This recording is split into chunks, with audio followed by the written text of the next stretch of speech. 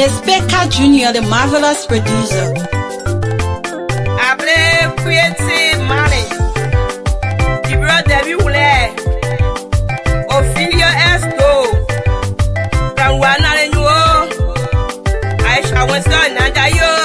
Another reggae secretary. PM Sinoe. PMC money. Oh, well, we did it. Another reggae blow. I'm one. I wish I were I'm one. If you shall go there, I'm one. Alicia went there, I'm one. Ever did that, but I'm one. There's any. One way, we did it. One way, we did it. One way, we did it. We did it. We did it. One way, we did it. One way, we did it.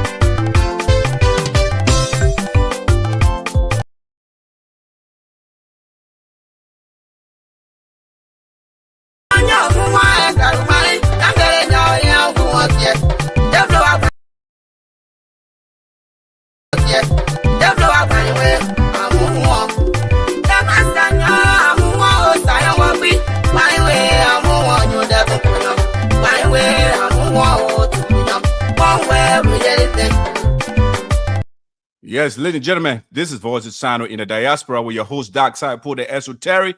Again, we have an interesting lineup for you this afternoon, at least in Liberia. It's now, it's 12 p.m. here now in the U.S. as well. Yeah, so we have USAA 36th annual convention. We're going to be telling you about the key moments and the resolutions from the convention.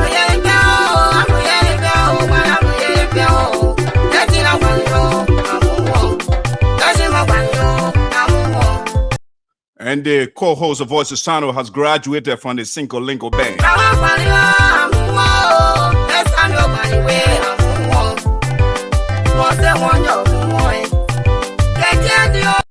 Is Liberia a dumping site for the United States of America?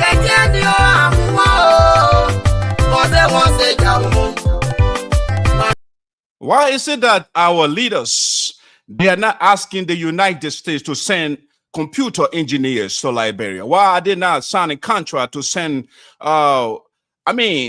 technologists, engineers, mathematicians, philosophers, people that would teach our children, our population, to compete with the global community, but we are accepting criminals?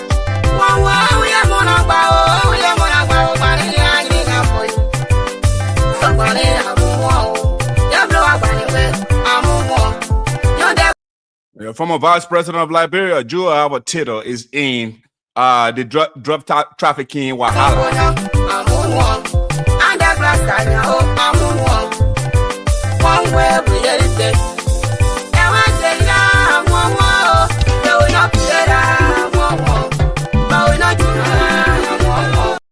Of course, we are taking you to Sinoe County because this is the Voice of Sinoe County, and we are seeing the political field is getting crowded in Sinoe County ahead of 2029.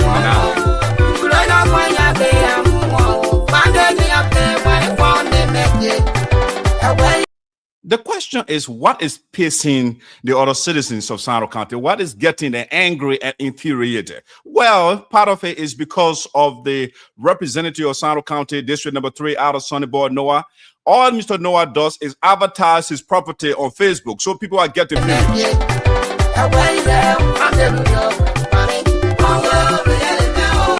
Will Mr. Noah survive 2029? If you ask me, the answer is negative.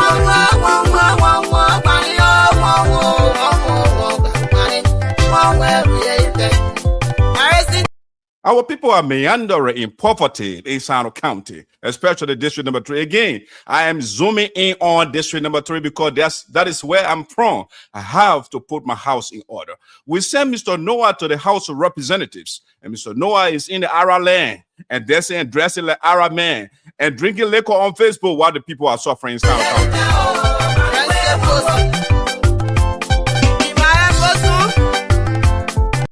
So as a result, we see men of God, they are now leaving the pulpit and now coming on the political playing field. The man say, I'm leaving the United States of America. I'm going to Sinoe County to free the people. Who is the man that you put the esoteric? I will tell you shortly. Just stay on and share.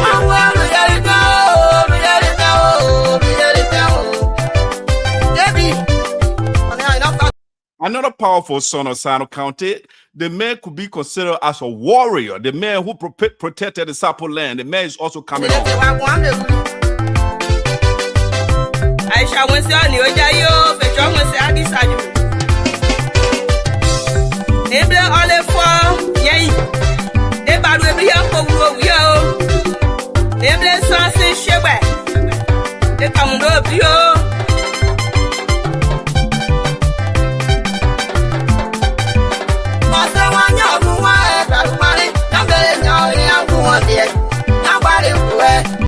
You know what men of God and tell you, you know what?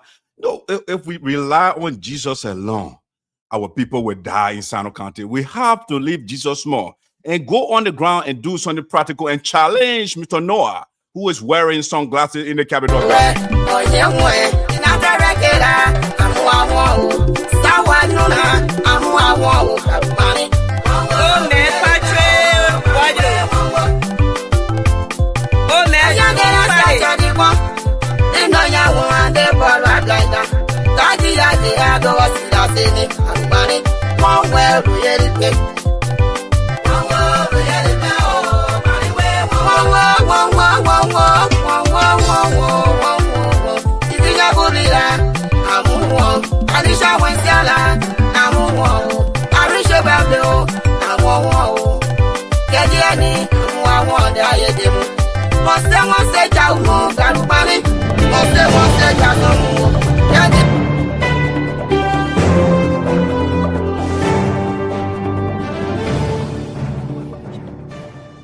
Hey, hold on there and listen. The biggest online platform is back and we are ready. It's the Voice of Sinoe in the Diaspora, your one stop for information, debate, and discovery. Join us every Thursday at 12 o'clock p.m. EST, 4 o'clock p.m. GMT, and 12 midnight in the Philippines, where power, progress, and the people take center stage. The program is with your host, Diaspora Esoteric, the mouthpiece of the God, and your bread and co-host, Shirley Sneh. They are bringing the heat, the truth, and the talk every single week with spotlight, polls, education, politics, and so much more. Listen and listen very well. The program features deep dives and critical analysis from Patrick Bolu and Pickens Jadia. Don't miss out. Catch us live on Facebook and YouTube. Just search Voice of Sinoe in the Diaspora. The program is every Thursday, and you know why? We bring the conversation to you. Can you please stay on your feet? Please stay on your feet to honor our president and the vice president as we walk into the building. Thank you. Okay. That is our national president making the way. I know that's right. I'm going to do this on this food tonight.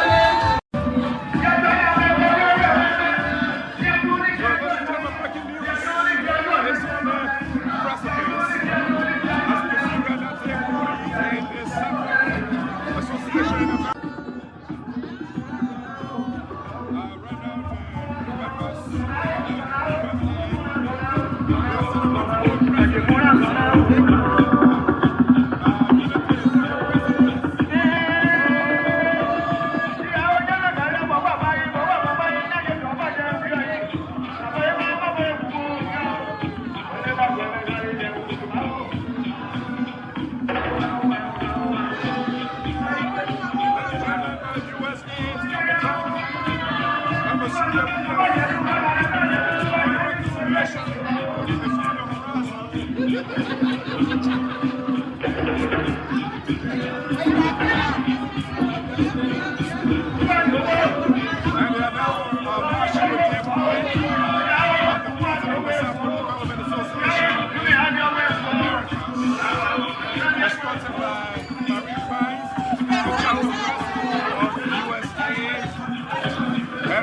Vice President of USAA as well. Holding hands.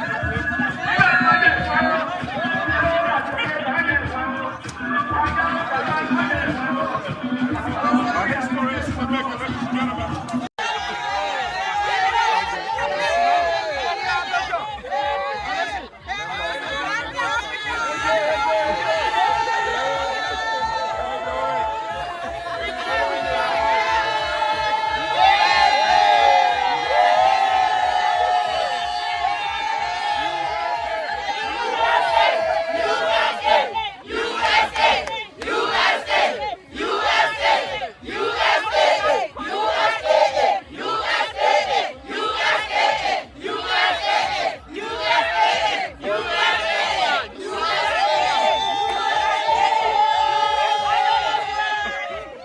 Blessed to be here because we all suffer, and it's not his strength, it's to help our people. They continue to talk and then love one another. We still discuss issues. We still have our duties. Kumna. All the people here. Magica! You know, so we are here to support and very enjoy the barbecue. President of the Sabo Development Association. We want to say thank you for this very good program that you had last night. Unfortunately, we're not able to come to your program because one of our members just lost his brother, and he will be traveling to Liberia sometime in this week. So we want to gather together last night as an organization just to give you a send out, and that's why we're not here to grace this very important occasion. So we want to President. And I want to let you know that it is not going to be just one day thing or 2 day thing. It's going to be an ongoing discussion. And I'm sure by the grace of God, we're all going to get there. But we want to say, please, we want to say thank you for what you are doing.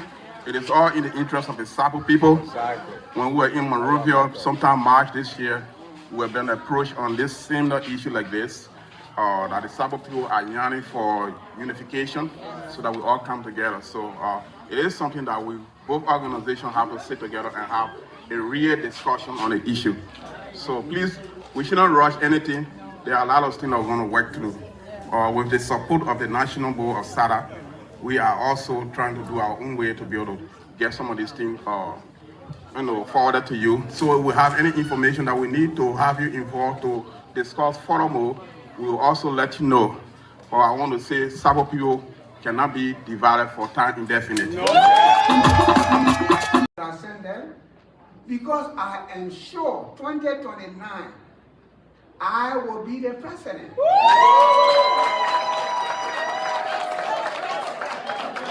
The carpenter, and for the 7,700, it is $7.31.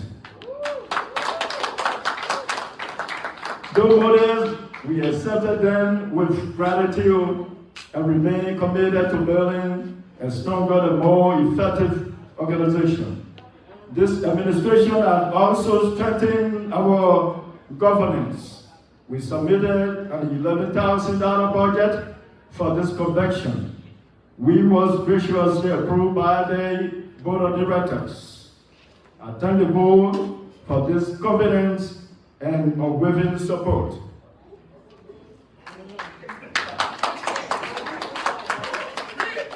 Another achievement has been the establishment of Peace and Reconciliation Commissioner, chaired by Mr. Jerry Massaquet.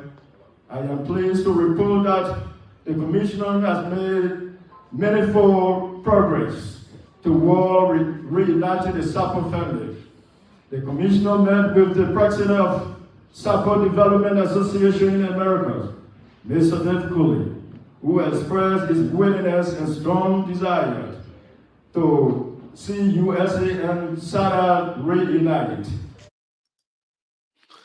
All right, ladies and gentlemen, welcome to Voice of Sinoe in the Diaspora.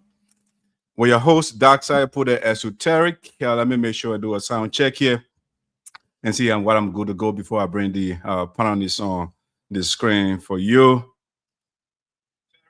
Let me make sure I do a sound check here and see. All right. Wonderful. Our sound is supercalifragilisticexpialidocious. All right, guys. Officially welcome to Sinoe County premier platform.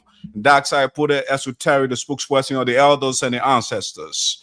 We are here again to morally vibrate to the people of the global community. Without further ado, I'd like to bring on the co-host, Shirley Sneh. Patrick is now on screen right now. Let's see Patrick cares about, but in the meantime, let me bring Shirley on here. Hey, Shirley. Let's test your audio. You are mute. Good morning. Good afternoon. Well, actually. No, on your side. Yeah, on your side. Morning and morning. my side. Yeah, Wait, don't try to confuse me this morning. It's 11.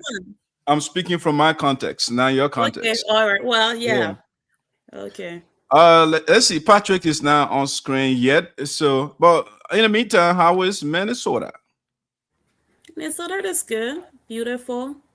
Well, I've been indoors, so I can't tell how the weather looks like. Minnesota has a bipolar weather, so possible this cool outside or this nice outside. I don't know.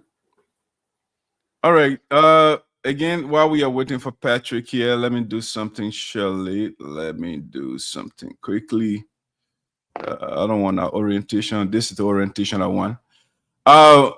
Shirley, first of all, I'd like to begin the program to say thank you so much for hosting my wife and I. It was a wonderful weekend, spending the time at your matrimonial mansion. It was, I mean, that's on the serious note, that's a beautiful property. We want to say congratulations.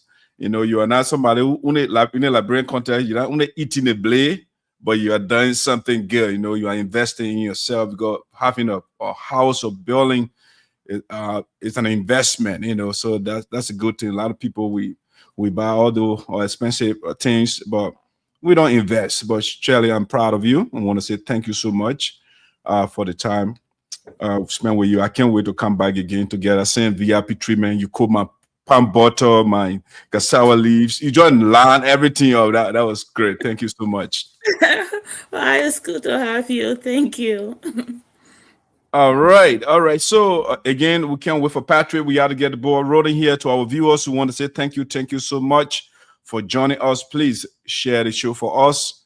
Go to our YouTube page as well. Hit that subscription button. We have tons of videos there. We are posting all the time that we don't post on our Facebook page. So I want to say thank you. Shirley, what I want us to do is to begin with you. But I want to Patrick. I don't know what Patrick is doing backstage. Patrick. Yes, you know, you are the celebrant. You want me to call him? Yes, please do that. Okay. I'll put myself on mute. All right. Yeah. So guys, let me see what I can do a shout out to some people here. I don't have the video uploaded, but I saw the national president of the Grand Judicial Association in Americas, Madam Diaspora. She celebrated her birthday. So we want to say on behalf of the platform, we want to say happy belated happy birthday to you, Madam Diaspora. Wish you many more years and the best life has to provide. It's a great thing to see a good person celebrating the increment of I should say of our existence. You know, yeah, that's a good thing. We want good people to live long so that they will do good things, because good subjugates evil. All right, so we want to reduce evil if possible, to eliminate evil and then preserve the good ones. All right, so that's the goal. All right, Shirley, the guy, he's not picking up.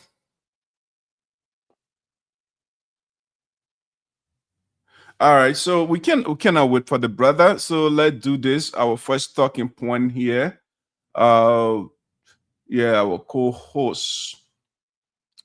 So Shirley, Patrick said he's gonna be coming on soon. okay, yeah, but we can keep waiting for him. We can't wait for you, Patrick. Yeah, so yeah, we got to get going. Got all right, some so birthday shout out and you got some birthday shout out you want to do? I want to saw the national president of that's Graduate Association in Americas. okay, yeah. So if you want to do a shout out to her, go ahead while we kill time a little bit with Patrick. If you like, we can entertain the people a little bit with some of the videos from the convention while Patrick is coming. For sure, I want to do a shout out to the beautiful queen. You know, I knew there was something special about Sis Ida when I first met her. She is an Iron Lady.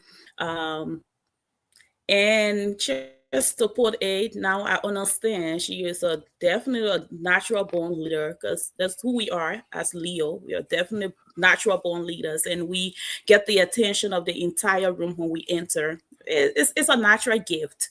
So I want to wish you a happiest birthday, Sis Edith, and I admire you a lot. I admire your leadership. I just admire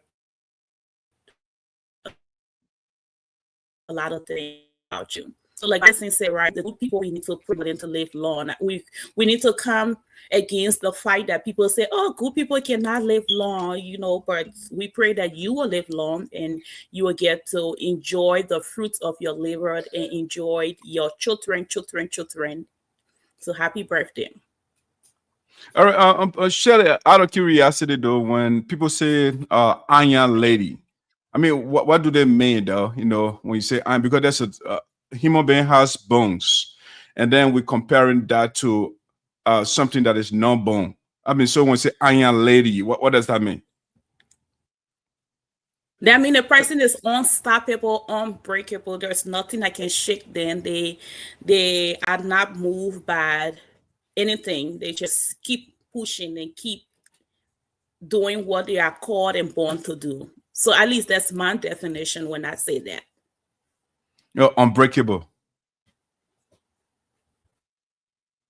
Hello? And I can't hear you. I don't know. Your internet is good. Yeah. Yeah, your internet is glitching up. That's why I've noticed a couple of times you kept going off. I can't hear you clear, but it seems like you're going in and out. My audio is good. Yeah, the problem is coming from your side. So I don't think it's my internet. Is it? Okay, do I need to get out and come back on? Yeah, I think so. Because I think you're glitching up. Yeah.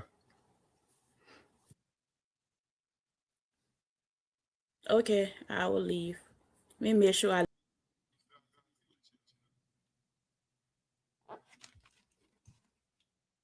One, two, let me see. I'm getting echo. Let's see. 1 2 1 2. Let me see. I'm getting echo. Let's see. Okay, I think the problem is coming from Shirley. All right, guys. Sorry for the breaking transmission there, but I'll be right back. Let me check something back here as well. Can you please stay on your feet? Please stay on your feet to honor our president and the vice president as they walk into the building. Thank you.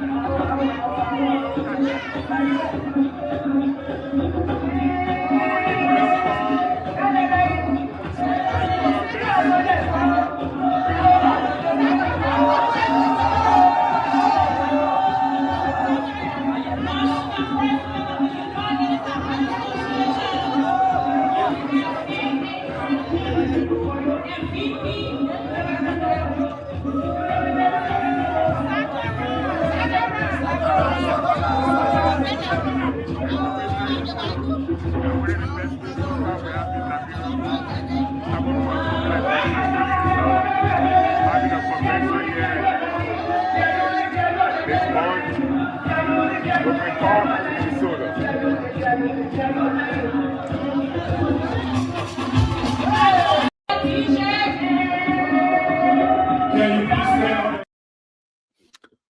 All right, ladies and gentlemen, welcome back to the show. Let's see. I think Patrick is back now.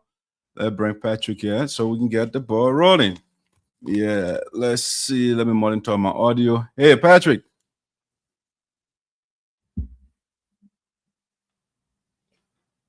Off mute.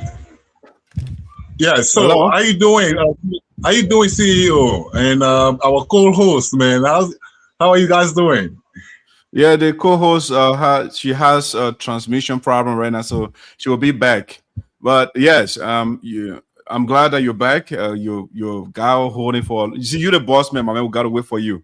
So you're the man. I mean, look, I was monitoring from my device, and I want to appreciate you and Shirley, man. I actually admire the, the esteemed value, and appreciation that you showed me this afternoon, really, by waiting, keeping our audience waiting. And I want to say, it's going to be back with all of you, man. I'm so happy right now. Yeah, I'm so fulfilled. But anyway, I'm back now, and we can move ahead. All right, man. You see, Shirley, good to have the boss man, in Liberia, we wait for the boss. Yes, we did. All right, so let's get to I think the first thing that we want to talk about here. Hopefully I didn't screw it up here for this one. Let's see. Okay, yeah.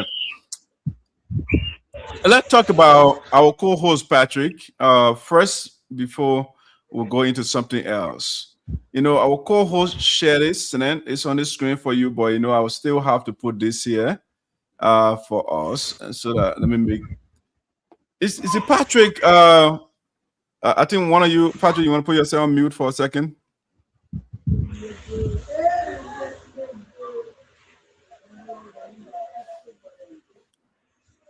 I can do it on my side here. Okay. All right. So Patrick, our co-host Shirley Sneh, I used to laugh at you guys here, you guys are on the single lingo bench, all of that. But now, Shirley, again, you were not here. I spent a couple of days, 3 days at her residence, and it was wonderful. Shirley is doing great. She has a beautiful property. Yeah, she's a nice person. She treated my wife and I. She gave her VIP treatment, man. So, yeah, Shirley. So she got married. So, Patrick, I want you to do a shout out to Shirley. But let me see. Let me play a quick video here before you even do your shout out. I think I have a short video here for her when she said, "Yes, I do," to the great man.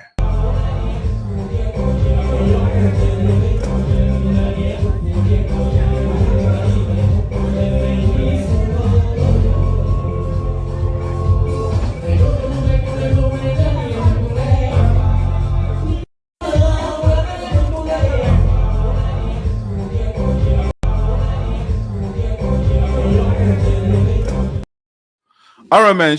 Patrick, that was Shirley's wedding. I don't want to play that music for long before we be hit with the guy this copyright stuff going on. Yeah. So Patrick, do a shout out to Shirley.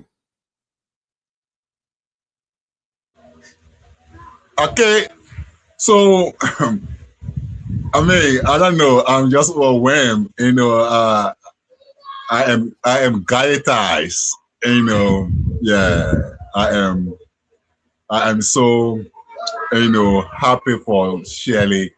In fact, I have always done this analysis to say that just like children, marriage should be by choice and not by chance. Yeah, and seeing Shirley fulfill this philosophy, marriage by choice and not by chance, makes me happy. Yeah, it makes her, in fact, one of the best brides in the world at the moment. Because when a woman is prepared and when a man is equally prepared, then we see full social, compatibility. In that compatibility is what makes a marriage, work. Yeah, it makes a marriage work. And I see Shirley finding the right man at the right time. And and the man also finding the right woman at the right time. There is nothing else Shirley ever need. I mean, there was nothing else she ever needed than to have her own man. And and God has blessed her with not just any man, not a man by chance, not a man by just anyhow. I mean, but a man, of readiness, of preparedness, of love, of care, a man of appreciation, a man who cherishes her to her bones. Yeah, and this is the kind of life, this is the kind of well-love she finds herself in. And I'm very happy to celebrate this moment with her. Even though I was left, because of distance, perhaps, I was kept in a look, but notwithstanding, I guess, my own package of the ceremony is coming. Yeah. In fact, I can remember a time I spoke with him on Shirley's phone, and Madison, somebody that I've not known. Does he know me? We have not even met or even spoken for some time. But the guy's introductory, his expression of affection actually was something that I really appreciate. And I know till death do them part. Yes. And till death do them part. This is not something for a month or for a year or for your few years. No. Till death do them part.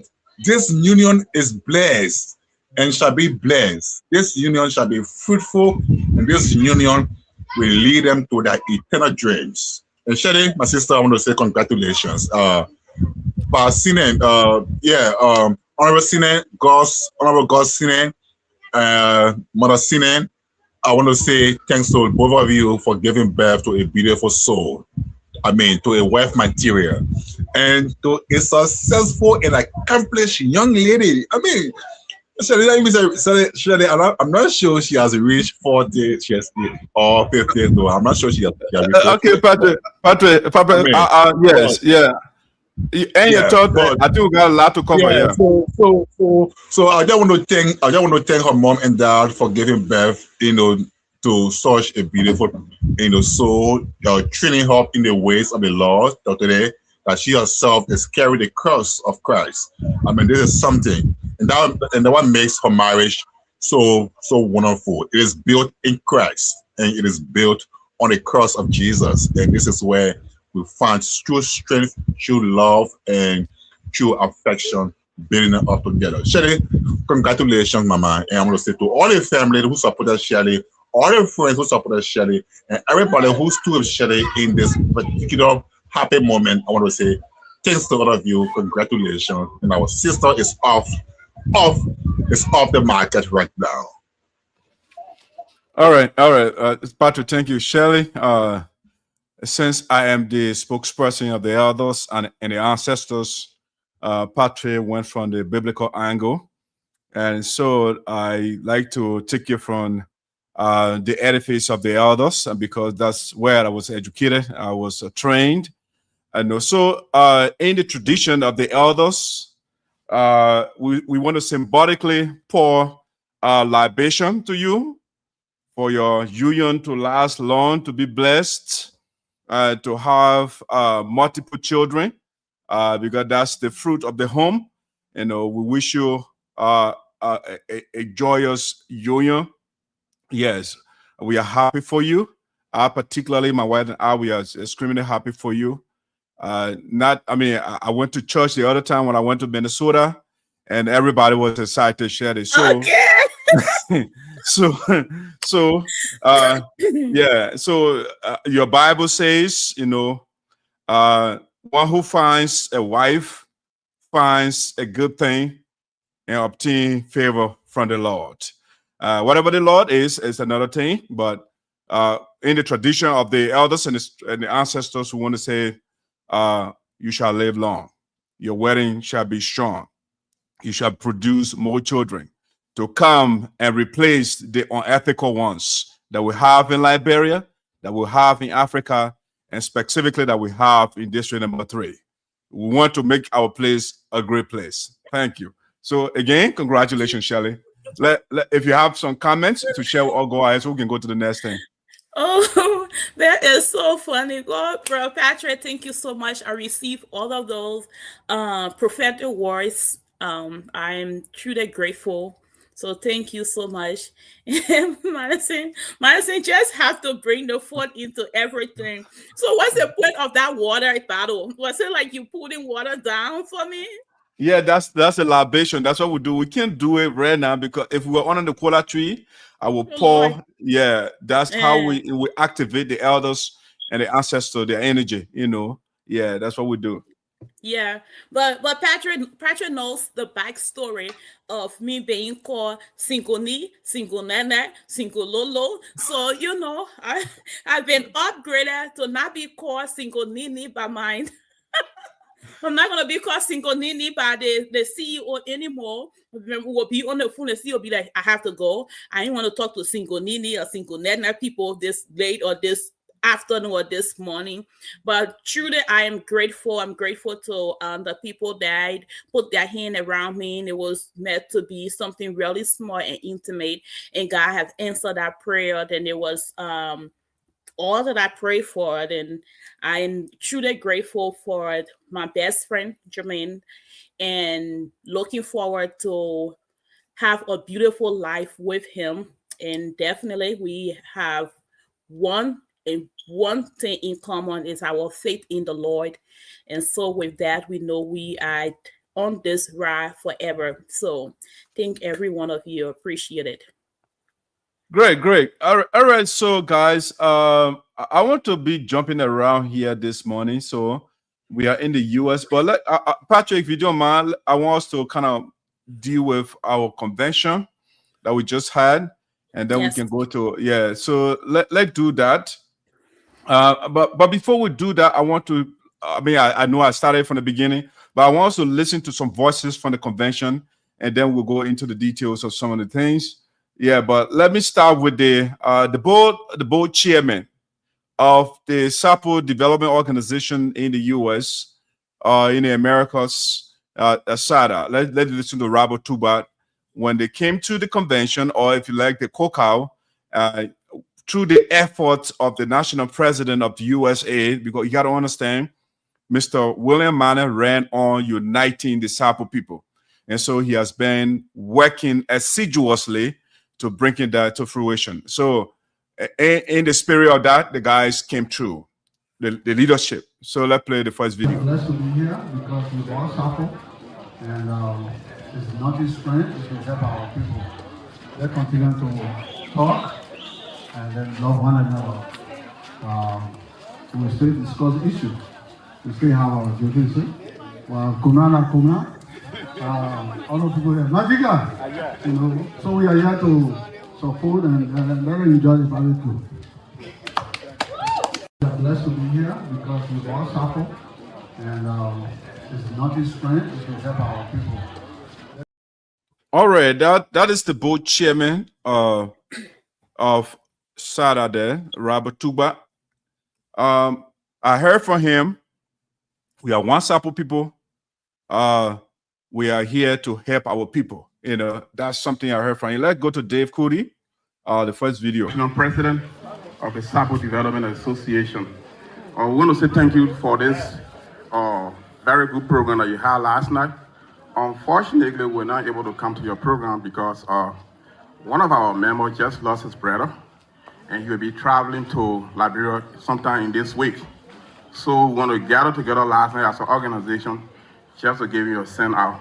And that's why we're not here to grace this very important occasion. So we want to president, and I want to let you know that it is not going to be just one day thing or 2 day thing. It's going to be an ongoing discussion. And I'm sure by the grace of God, we're all going to get there. Well, we want to say, please, we want to say thank you for what you are doing.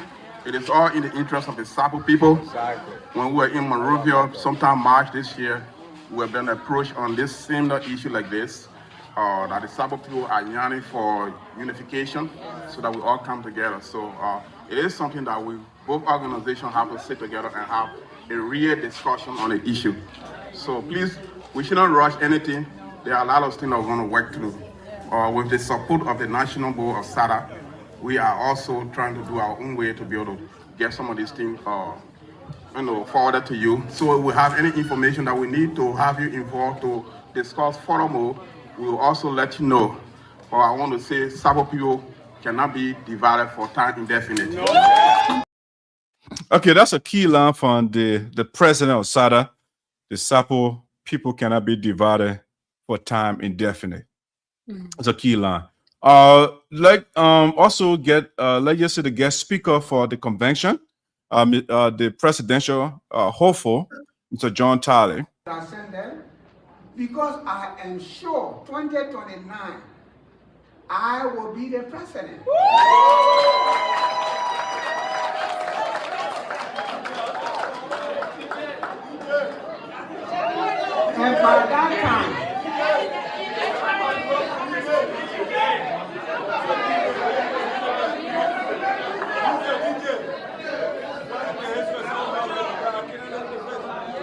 And by that time,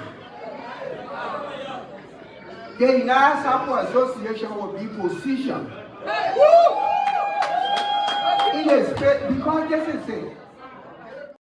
All right, that's the guest speaker. And let me I want to, for the president's speech, it's a very good speech, right? So I will share the text on the screen so we can follow along. But let's see here what else I have to play here. But let's share a portion of the president's speech and then we can discuss the convention, Shirley, if you guys don't mind. No problem. All right, let me do that, Patrick. Let me share this for us quickly. Gabby? Abby? Let me put you on mute. Let me share this, guys. Here's the text of the speech of the president. All right. Hopefully you can see it. Now, that's the speech of the president. Let me kind of bring it up a little bit here. All right, so that's the State of the Union address. It was a beautiful, elegant, one of the best speeches I've ever heard in the history of humanity, right? So the theme of the president was, let's see. So as you can see here, United Sapo Association in America, State of the Union address, Honorable William T. Manning, National President, United Sapo Association in Americas. Okay, National Convention, Minneapolis, Minnesota, August 15, 2026. And the theme of the president was, with unity, we are unbreakable. And that's the theme. And the president said, distinguished members of the board of directors, members of the executive committee, chapter leaders, elders, honored guests, and my fellow Sapo brothers and sisters, good evening. It is both an honor and a privilege to stand before you tonight to deliver my first State of the Union address as National President of the United Sapo Association in Americas. 1 year ago in Philadelphia, you entrusted me with the responsibility of leading this great organization. I sincerely thank you for your confidence, trust, and continued support. The past year has not been without challenges. The transition into this administration was not as smooth as we had anticipated, but through patience, teamwork, and God's grace, we have continued to move forward. I am pleased to report that USAA has experienced slow but steady growth, a renewed commitment to our mission, and strong collaboration between the executive committee and the board of directors. One example of this cooperation was the successful inauguration held in Fargo, North Dakota, where we raised more than $30,000 to support the work of our organization. When this administration took office, the assets turned over to us consisted of one projector, one ID card printer, and $47,787.31. Though modest, We accepted them with gratitude and remain committed to building a stronger and more effective organization. The president went on to say, this administration has also strengthened our governance, and we submitted an 11,000 budget for this convention, which was graciously approved by the board of directors. I thank the board for its confidence and unwavering support. The president continues. Another major achievement has been the establishment of the Peace and Reconciliation Commission, chaired by Mr. Jerry Massaquoi.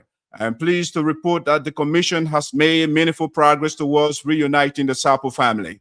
The commission met with the president of the Sapo Development Association in America, SADA, Mr. Dave Kudin, who expressed his willingness and strong desire to see USAA and SADA reunited. The commission has also written to the chairman of the SADA board of directors, and we remain optimistic that a positive response will follow. In addition, the commission has contacted the court to seek the removal of the restraint order filed during the conflict. These efforts reflect our firm belief that reconciliation is not achieved through words alone, but through dialogue, forgiveness, and meaningful action. To improve the efficiency of our national administration, we procured 2 laptop computers for the offices of the National Secretary General and the National Financial Secretary. My fellow members, our greatest priority remains the Petrokin Hospital project. For several years, this project has represented our greatest challenge, but today I can confidently say that we are closer than ever to making it a reality. Representative Alice Noan has pledged 100 bags of cement, while our First Lady, Madam Hanan Manen, has pledged 8 bundles of zinc. We have also secured the support of Madam Viola Yonsua, Superintendent of Sincon Statutory District, and Honorable Alexander Naslewin, Superintendent of Sinoe County, who has offered to make county construction contractors available for the project. These commitments give us every reason to believe that following this convention, we can begin turning this long-held dream into reality. As we move forward, I ask every member to remain committed to the ideals of service, sacrifice, and unity. The progress we have made belongs to all of us, and the success we seek tomorrow will depend on our willingness to continue working together. I extend my heartfelt appreciation to the executive committee and the board of directors, our chapter leaders, committees, donors, and every member of USAA for your dedication and unwavering support. Your commitment has made every achievement of this administration possible. As we begin another year, let us unite around one common goal: the successful completion of the Petrokin Hospital project.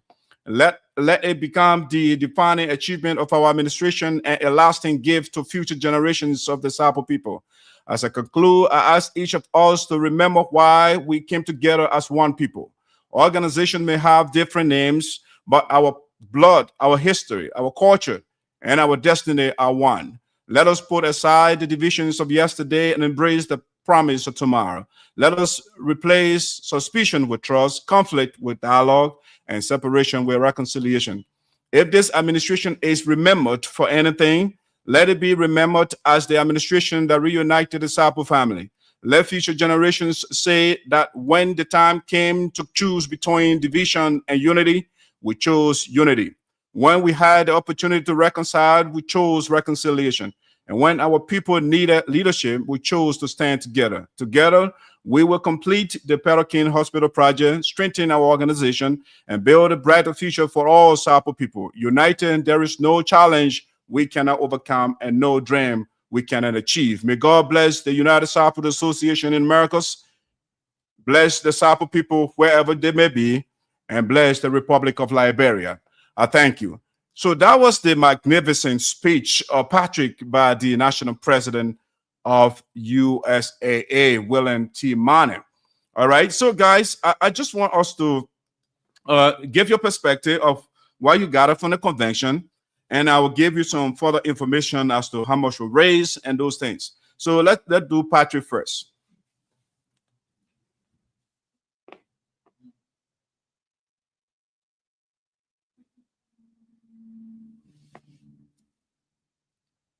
Oh, Patrick, are you okay?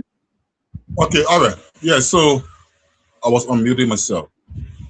Yes, I mean, the USAA 2026 convention, I think, was the most successful convention in recent years, or one of the most successful conventions in recent years. I mean, the convention spoke volume of the return of peace, harmony, and unity in the community, and the president committed himself to achieving that, and the writings on the wall are very clear that the Sapo people will come back together, we live together again, we'll work together again, and no matter what in the future, no matter what, you will have to realize that Sapo people are not Kui people. They are not Americans, they are not Congo people, they are not Caucasians, they are not Europeans. They are just Sapo people, rooted in traditional leadership, rooted in our culture, so that next time they will not use the quick people mentor. They will not use the quick people, idea of leadership to put themselves apart, to split themselves again. And then when the president said, we chose to stand together when we need a leadership, when our people need a leadership, we chose to stand together. And that's exactly what it is. And when there was a need for reconciliation, they chose reconciliation. And that's the leadership. You see, that is a leadership. So no accountability is stronger than being together. They will not split again. And thanks to the president for keeping that commitment. And to Honorable Kuli and the board chair from SADA, I was stoned. I was honestly thrilled to see their presence. It has never, in the last 4 years, it didn't happen. In fact, it became a taboo. A few years ago, it became a taboo for a member of USAA to associate, speak to, or even, get around a member of SADA. That was so, so when I saw them, I felt so happy. The convention achieved its objective. In fact, it achieved one of the objectives, one of the pillars of the president's campaign, or the president's team, coming to leadership, and I really appreciate that. The board of directors also, I think, I don't know if that was the same board a few years ago or the new board, and if the board we have today for the USAA is a new board, then I want to say they are doing a great job. If that was the board a few years ago that is continuing on a manner, then I think I can consider such board as the teaching of a wise man. Yeah, that there's need to support unity. I want to thank Dr. Patterson for his leadership and for at least the fight-stubbornness in ensuring the community comes back together. The chair lady, yeah, Patrick, you're slightly off camera. You're slightly off camera. You come on the left side.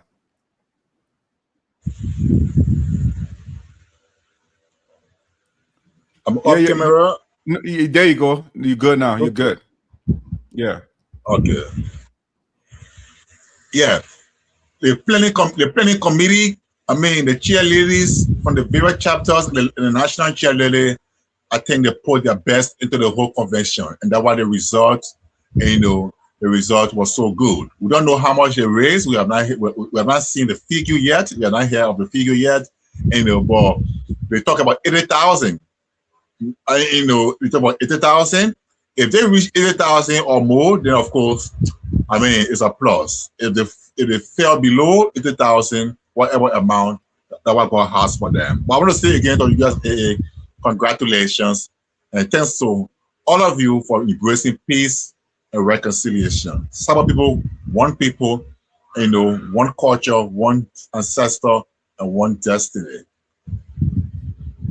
All right, Shirley, what's your take about the convention? Well, I was live at the convention.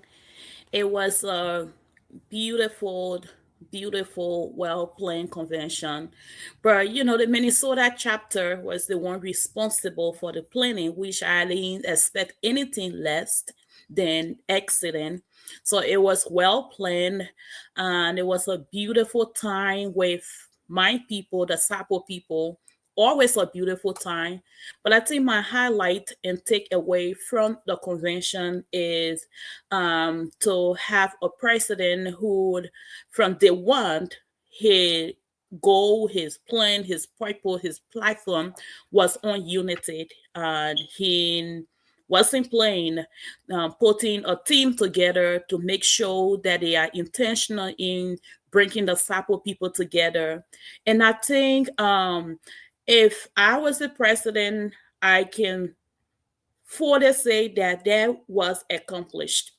He did accomplish that, to see our other brothers from the other side showing up, and not just showing up, but showing up with so much energy, so much excitement, ready to unite the Sapo people again. To me, there was a win. There was definitely a win. And the atmosphere was so different. I have attended so many conventions, but the atmosphere for the 36th convention of the United Sapo Association in Americas were completely different. It was welcoming, and everyone that showed up over there knew they were there for unity, knew they were there to be together. So I want to say good job to our president. There's so much work to be done. Like the other president from the other side said, it's not going to happen overnight. It takes a lot of work, a lot of effort, and every one of us working together, being very intentional in working together, and knowing that we are Sapo people. So I really have so much. And then another takeaway from me at the convention is I'm one of those people that criticize the chair lady. I can't lie. I want to be very popular with that. I criticize her when it comes to the fibrate, the money from the fibrate. The last convention we had, I was in there. I was very loud about getting to know how much we raise for the fabric. And I think when we have time to criticize people and they do a great job, we should also come popularly to tell them thank you. So I think she did an exceptional job to identify that, I can't do this alone. I need a team of people to work with me. I want to make sure that the fibrate, the money we raise from the fibrate, is transparent. I want to be able to announce it. I think for me, there was like the first time where we knew exactly how much he raised from the fabric, how much he spent from the fabric. So I want to say good job to the national chair lady. If she keep doing what she's doing, being transparent with how much she's getting from the fabric, we're going to build a lot of great relationship with her. So it was really great. I think they raised a lot of money from the fabric. And I was one of those people that she called and said, you have to sell this last t-shirt right now. And I just want to say great job to her. Great job to the team. And they all know that, okay, we are not a financial people, but we do have people that are financial people, and we are not proud to work with them.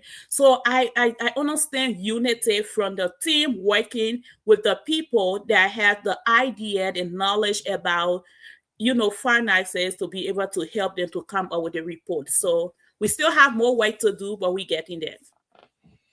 All right, Shirley, thank you. Thank you, Patrick, to both of you. Yes, indeed, this last convention was something different. Yes, it looks like USAA entering a new era, which I really like. I met the board chair for SADA, Robert Tuba. He was like, that's how you put it. I mean, you get problem.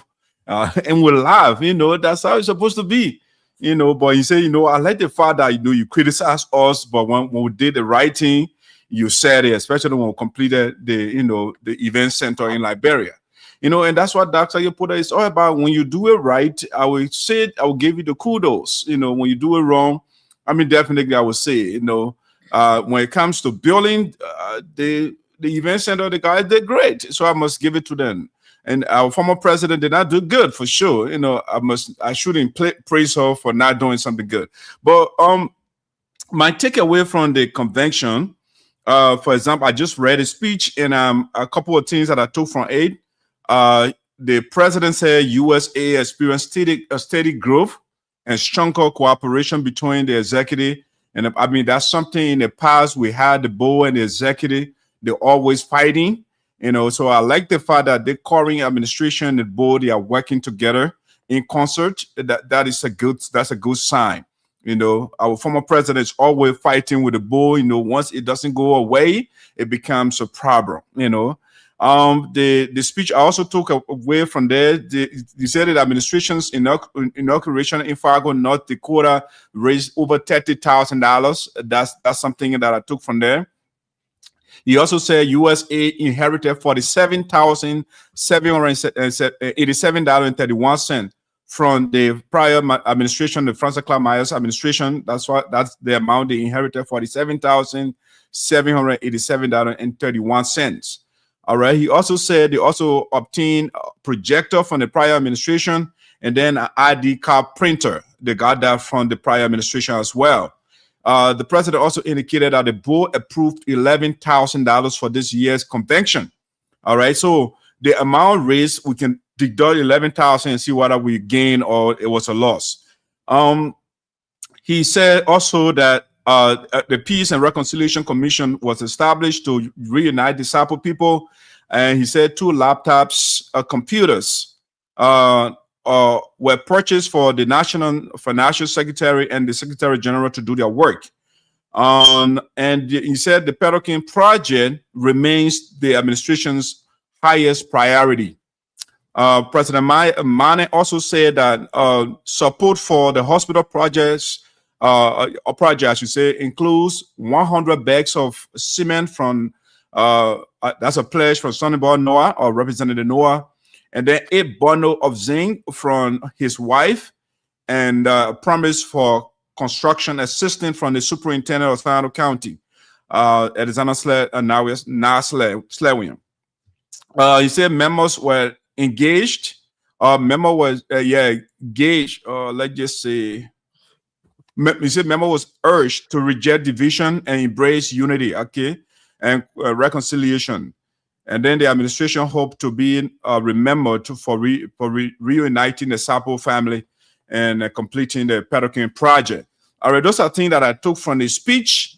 When it comes to resolutions and stuff like that, let's see the resolutions we got from the convention.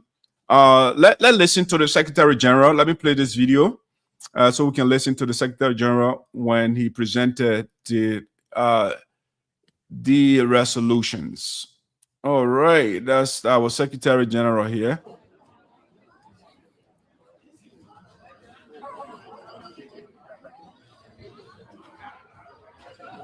Usually, resolutions are written and shared. But let me tell you why I didn't print it up for us. We went through the headache of printing the programs. Even as you can see today, today's activity is in our program, but I don't even see it in the hand of MC or whoever here. All of the activities from Thursday, everything is in that booklet. And so every day when we come, we meet, we're supposed to be looking in that pamphlet or in that booklet to go through those things. And I noticed that for the past 2 days, including last night, so I decided, all right, all of these efforts are a little bit not welcome or so I'm not going to be wasting papers. So since we have the electronic devices, since we have our what they call it, chat room, over the course of the week, I'm going to write these out, clean it, and put them in the chat room so that we all will have copy to what was said.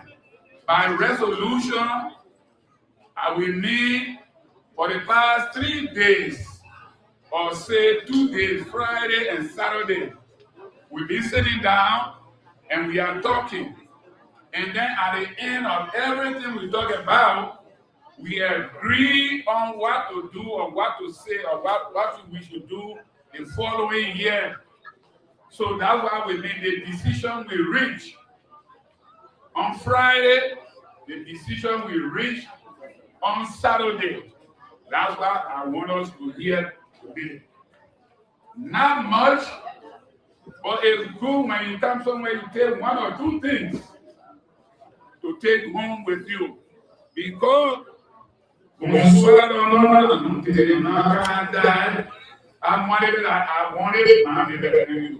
want it.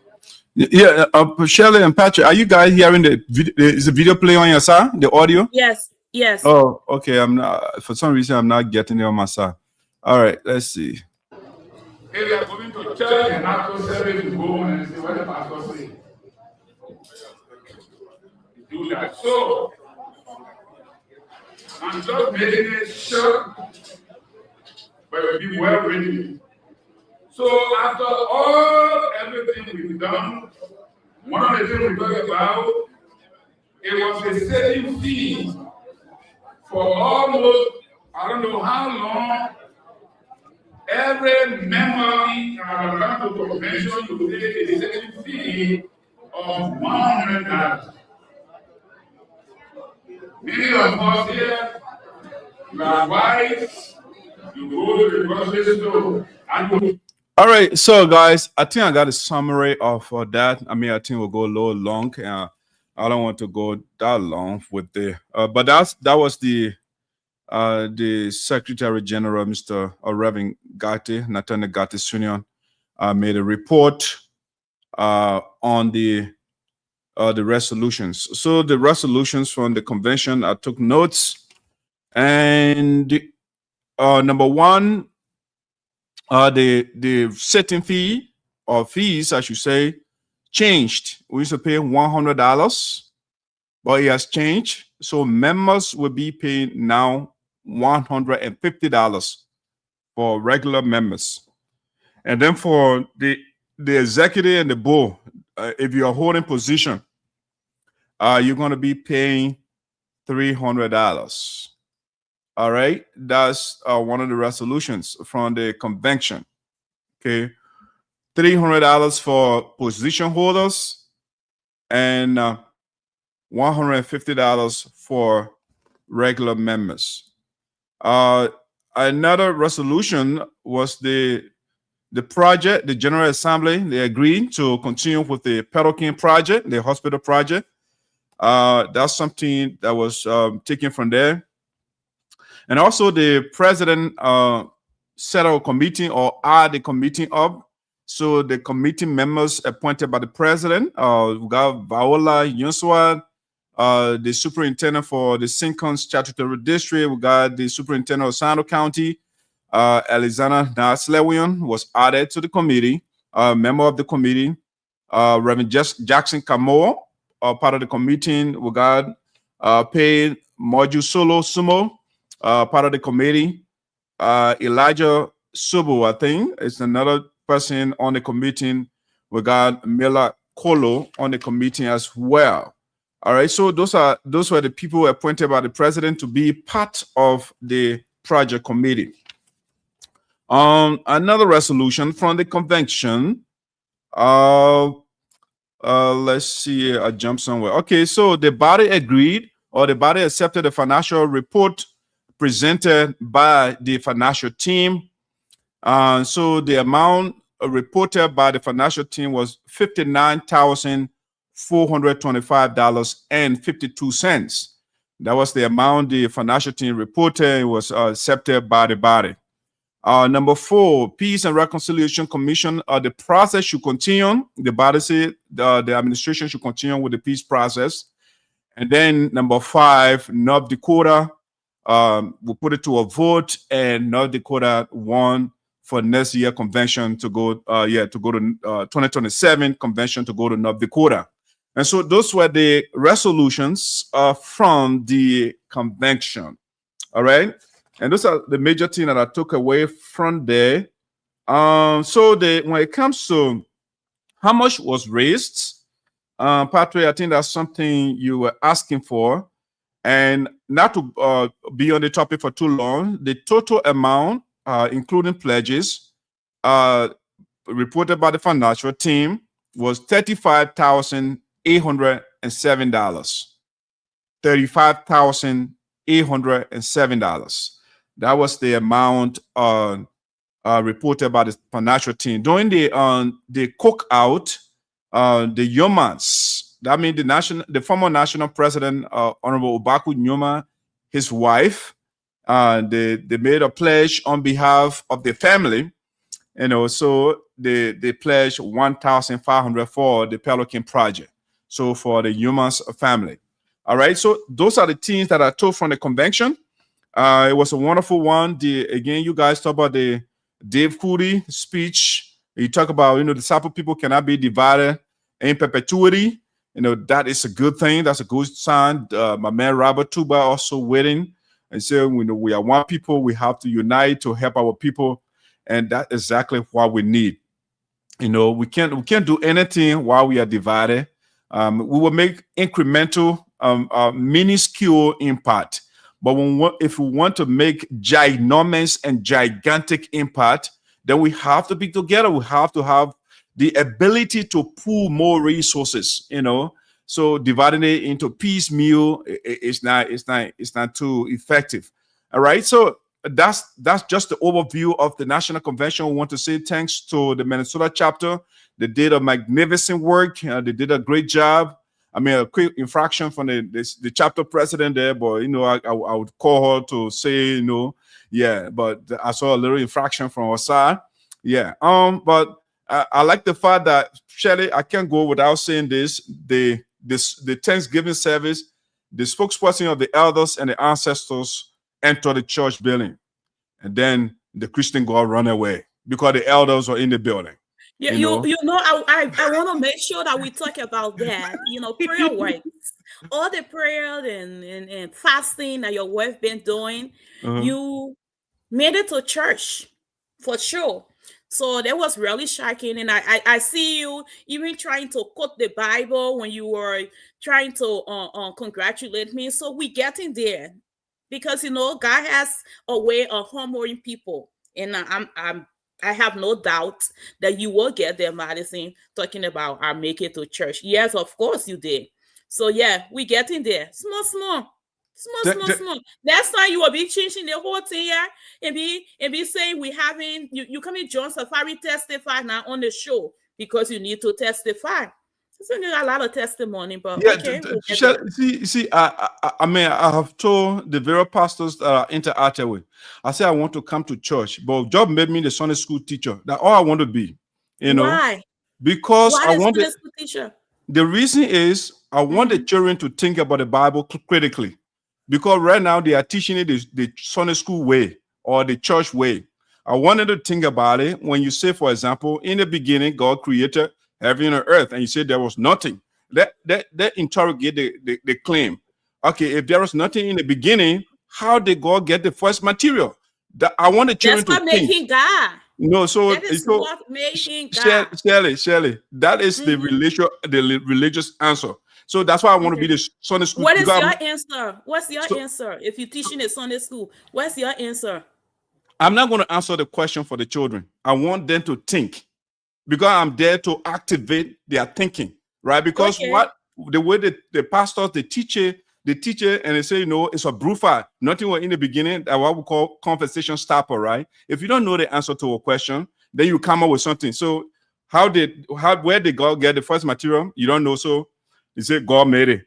Okay. It doesn't help the conversation. All right. So that's why I want to be a Sunday school teacher, to the kids are very, very smart, but we program them, we indoctrinate them, and then they are not using their minds, so that's a good thing. So, but well, I'm gonna read your wife comment. She said amen, meaning she agreed. And I know when she's praying and you are present, you say amen. That means you agree to everything she's saying and everything she's praying for. So you will get there.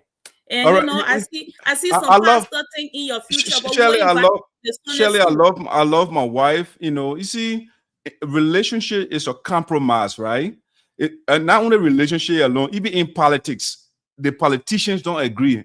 If you say you want to maintain your position all the time, you guys are not going to make progress. So it's the same thing in a relationship. It's give and take. Certain time you agree with the other person, because I cannot convert my wife. I cannot convert you, right? So how do we live together harmoniously? Like what you espouse, I just go with it, to make you feel happy. It makes you happy, right? My job is not to make you unhappy. You know what I'm saying? After the show tonight, you talking about that on the show, yeah.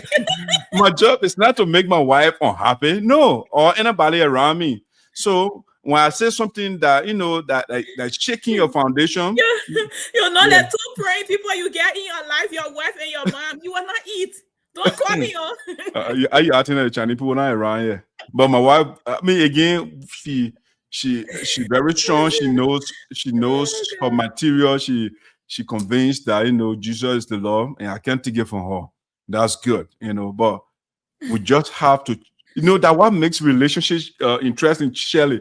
When we always agree, it's boring, Let's try to debate each other, challenge each other position, and that's what we do. We debate it, and once you agree, say, okay, sir, the other one is a deadlock. No agreement on the one, so let move on to something else. That's good, but she will challenge me and will challenge her. That's how it's supposed to be. But every time Mr. Brown say, Shirley, Jesus exists, and Shirley say, yes. Because I know Jesus exists. I don't need Mr. Brown to tell me that. It's just boring, it's just boring.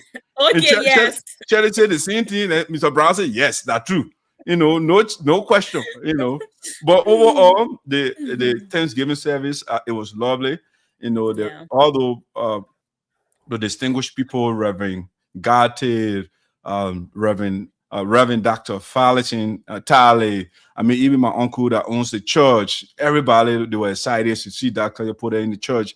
I really appreciate everybody for that reception. We want to not forget the person that worked tirelessly behind the scene. I think he was what was his position?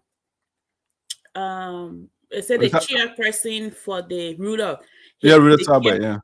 Yeah. So Mr. Ruler, I've seen him with my own eyes. I've seen him work tirelessly. He was over at the hall doing the decoration, pulling thing here and there, and it was his idea to come up with the Thanksgiving service to make sure that everyone go to church to give God praise. And I think it was fruitful, and I want to say thank you to him. It's so easy for us to forget the people that work behind the scene, but Minnesota chapter did an exceptional job. And I want to just say thank you to Mr. Ruder for his team and for working so hard.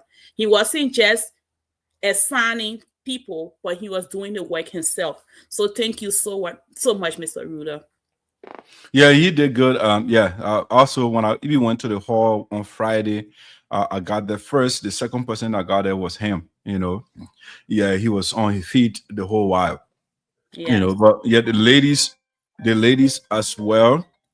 Yeah, my kid calling me, I'll call them back. But one thing I know, I want to say there are a lot of good things, but there's a lot of stuff. But we'll come back. We'll need to come back and talk about the things that our people need to improve on. One of it will be, do not ask anyone to cook for us again. Period.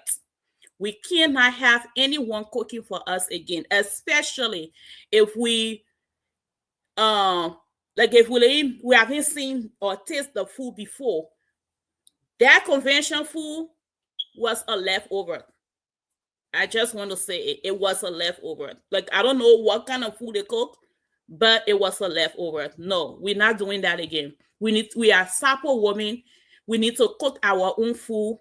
And I understand that people are like, oh, it will take the woman and so much time when they cook, and then they have to get ready to go to the whore. If you want to ask someone to cook, you better be asking people that know how to cook. Whoever cooked that food for our convention, we need our money back. Don't say they say, we need our money back. From the look of the food, the presentation of that food, I was just like, this is not worth my touching.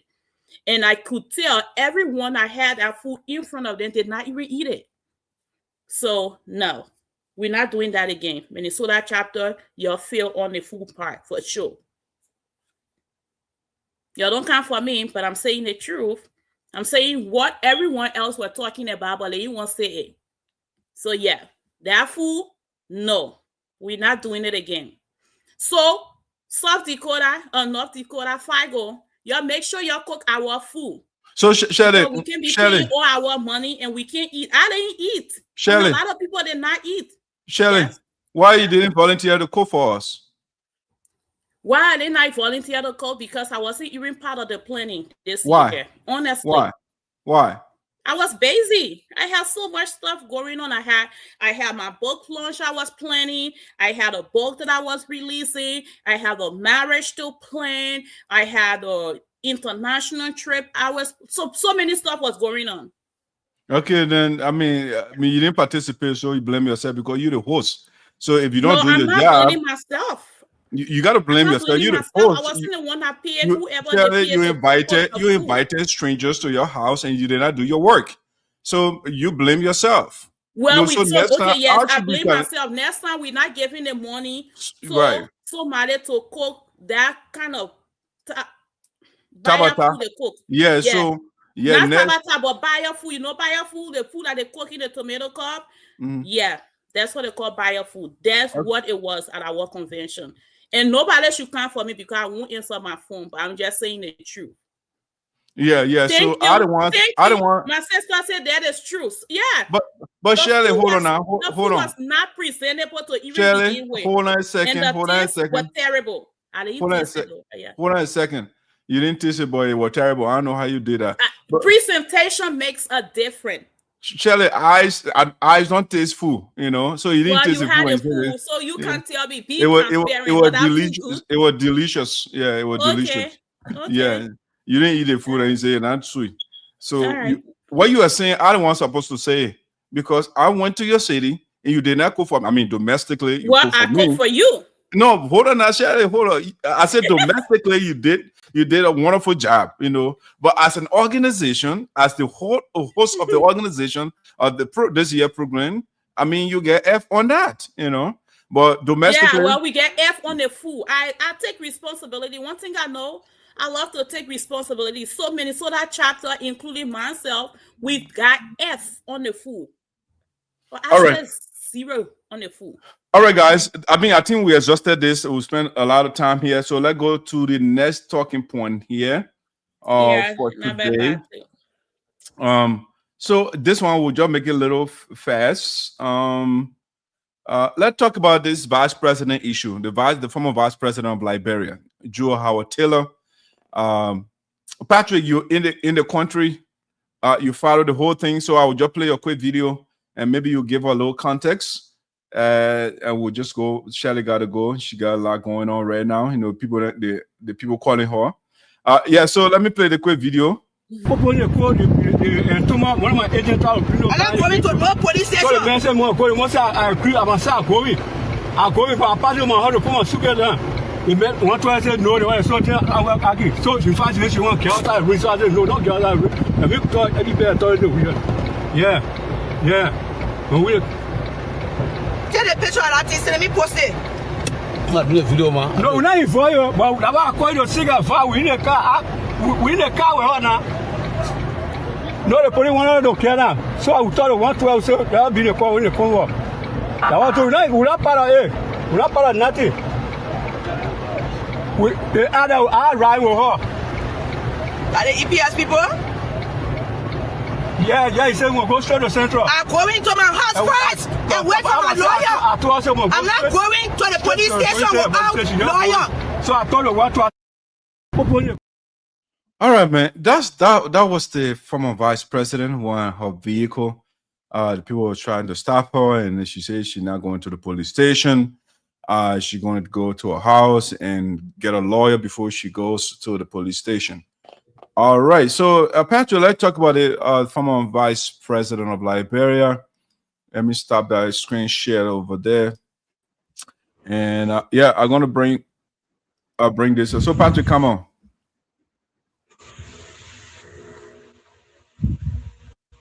Yeah, so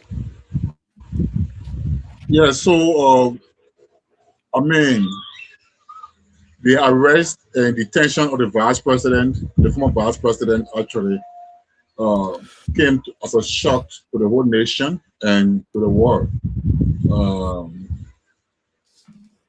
From information we are gathering is that it is not that the former vice president she was caught on the spot with drugs or drugs discovered in your vehicle or in your home. But the whole link leading to arrest and detention, I mean, coming up with seven drug-related charges or offenses is something that got to do with a phone call.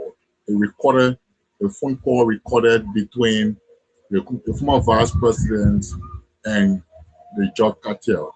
All right.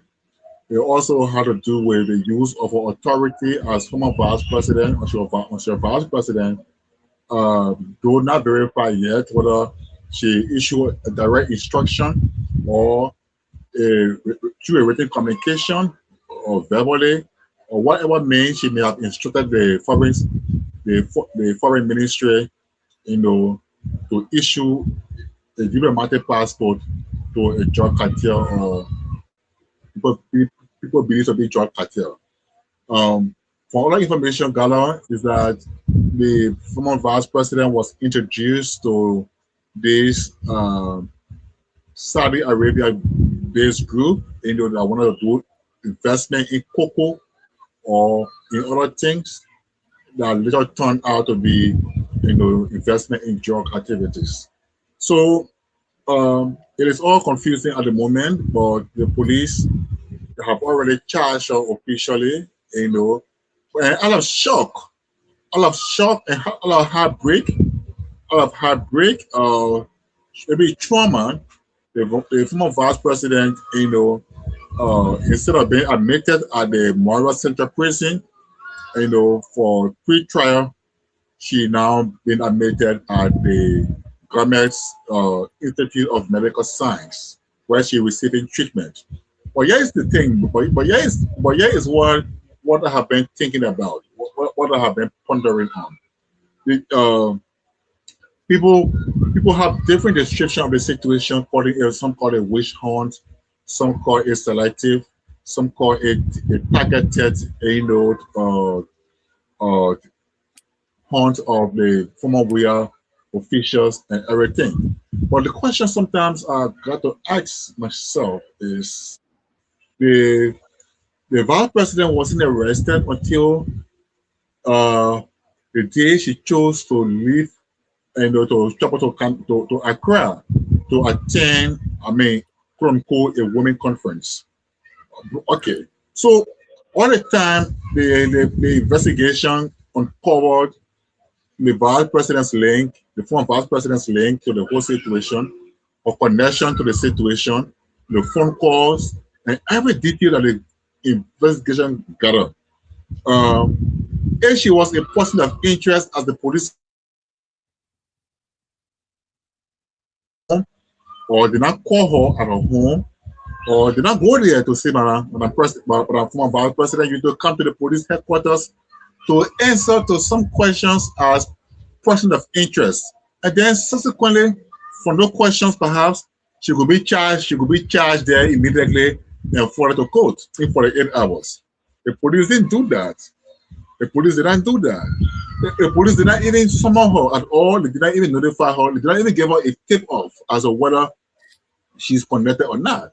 Until the day she chose, in fact, they allow her to leave her house. They allow her to drive through safely to the RIA before intercepting her, to arrest her.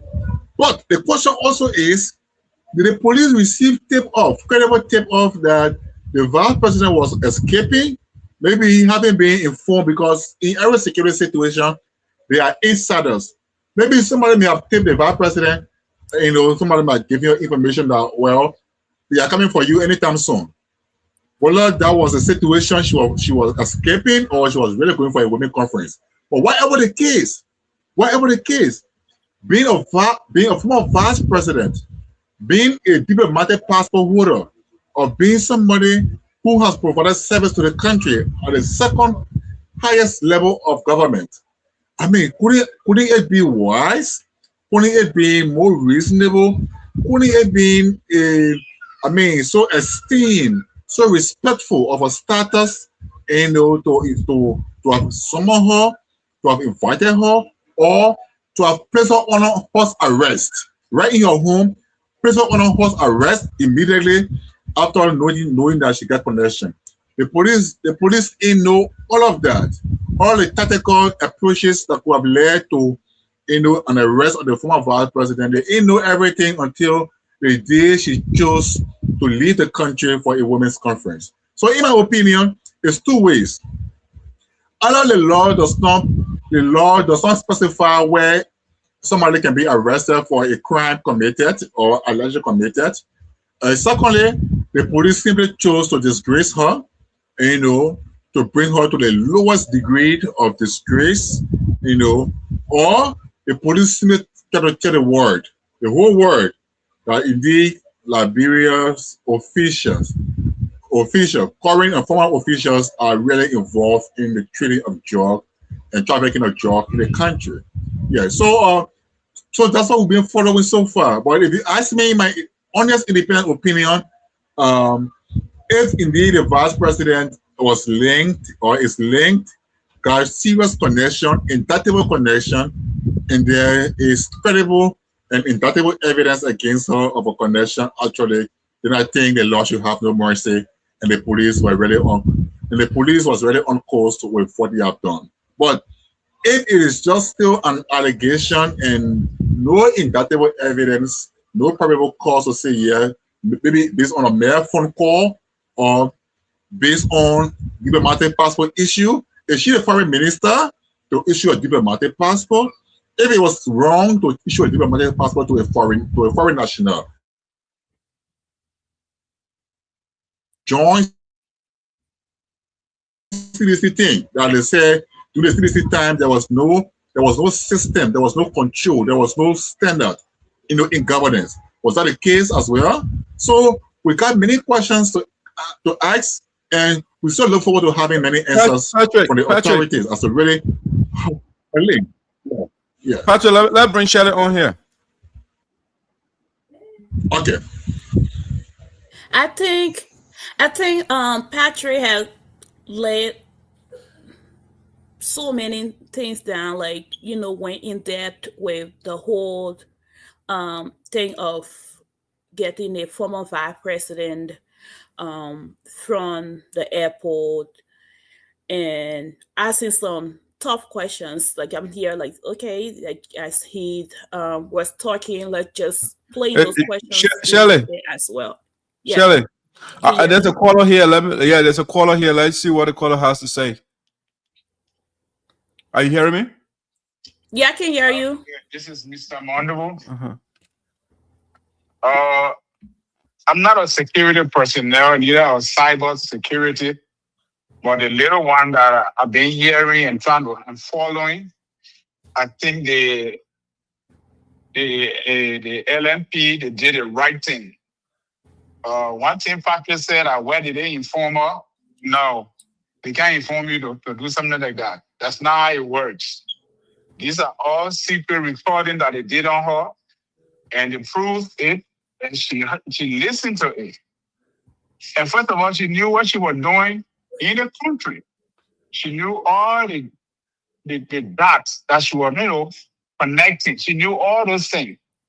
Even if I would say this, when we our government took over, the vice president, her first statement, it is our time to eat. That's what she said. So they didn't come to government. So why you plan for in the future during your administration? That's what they are getting.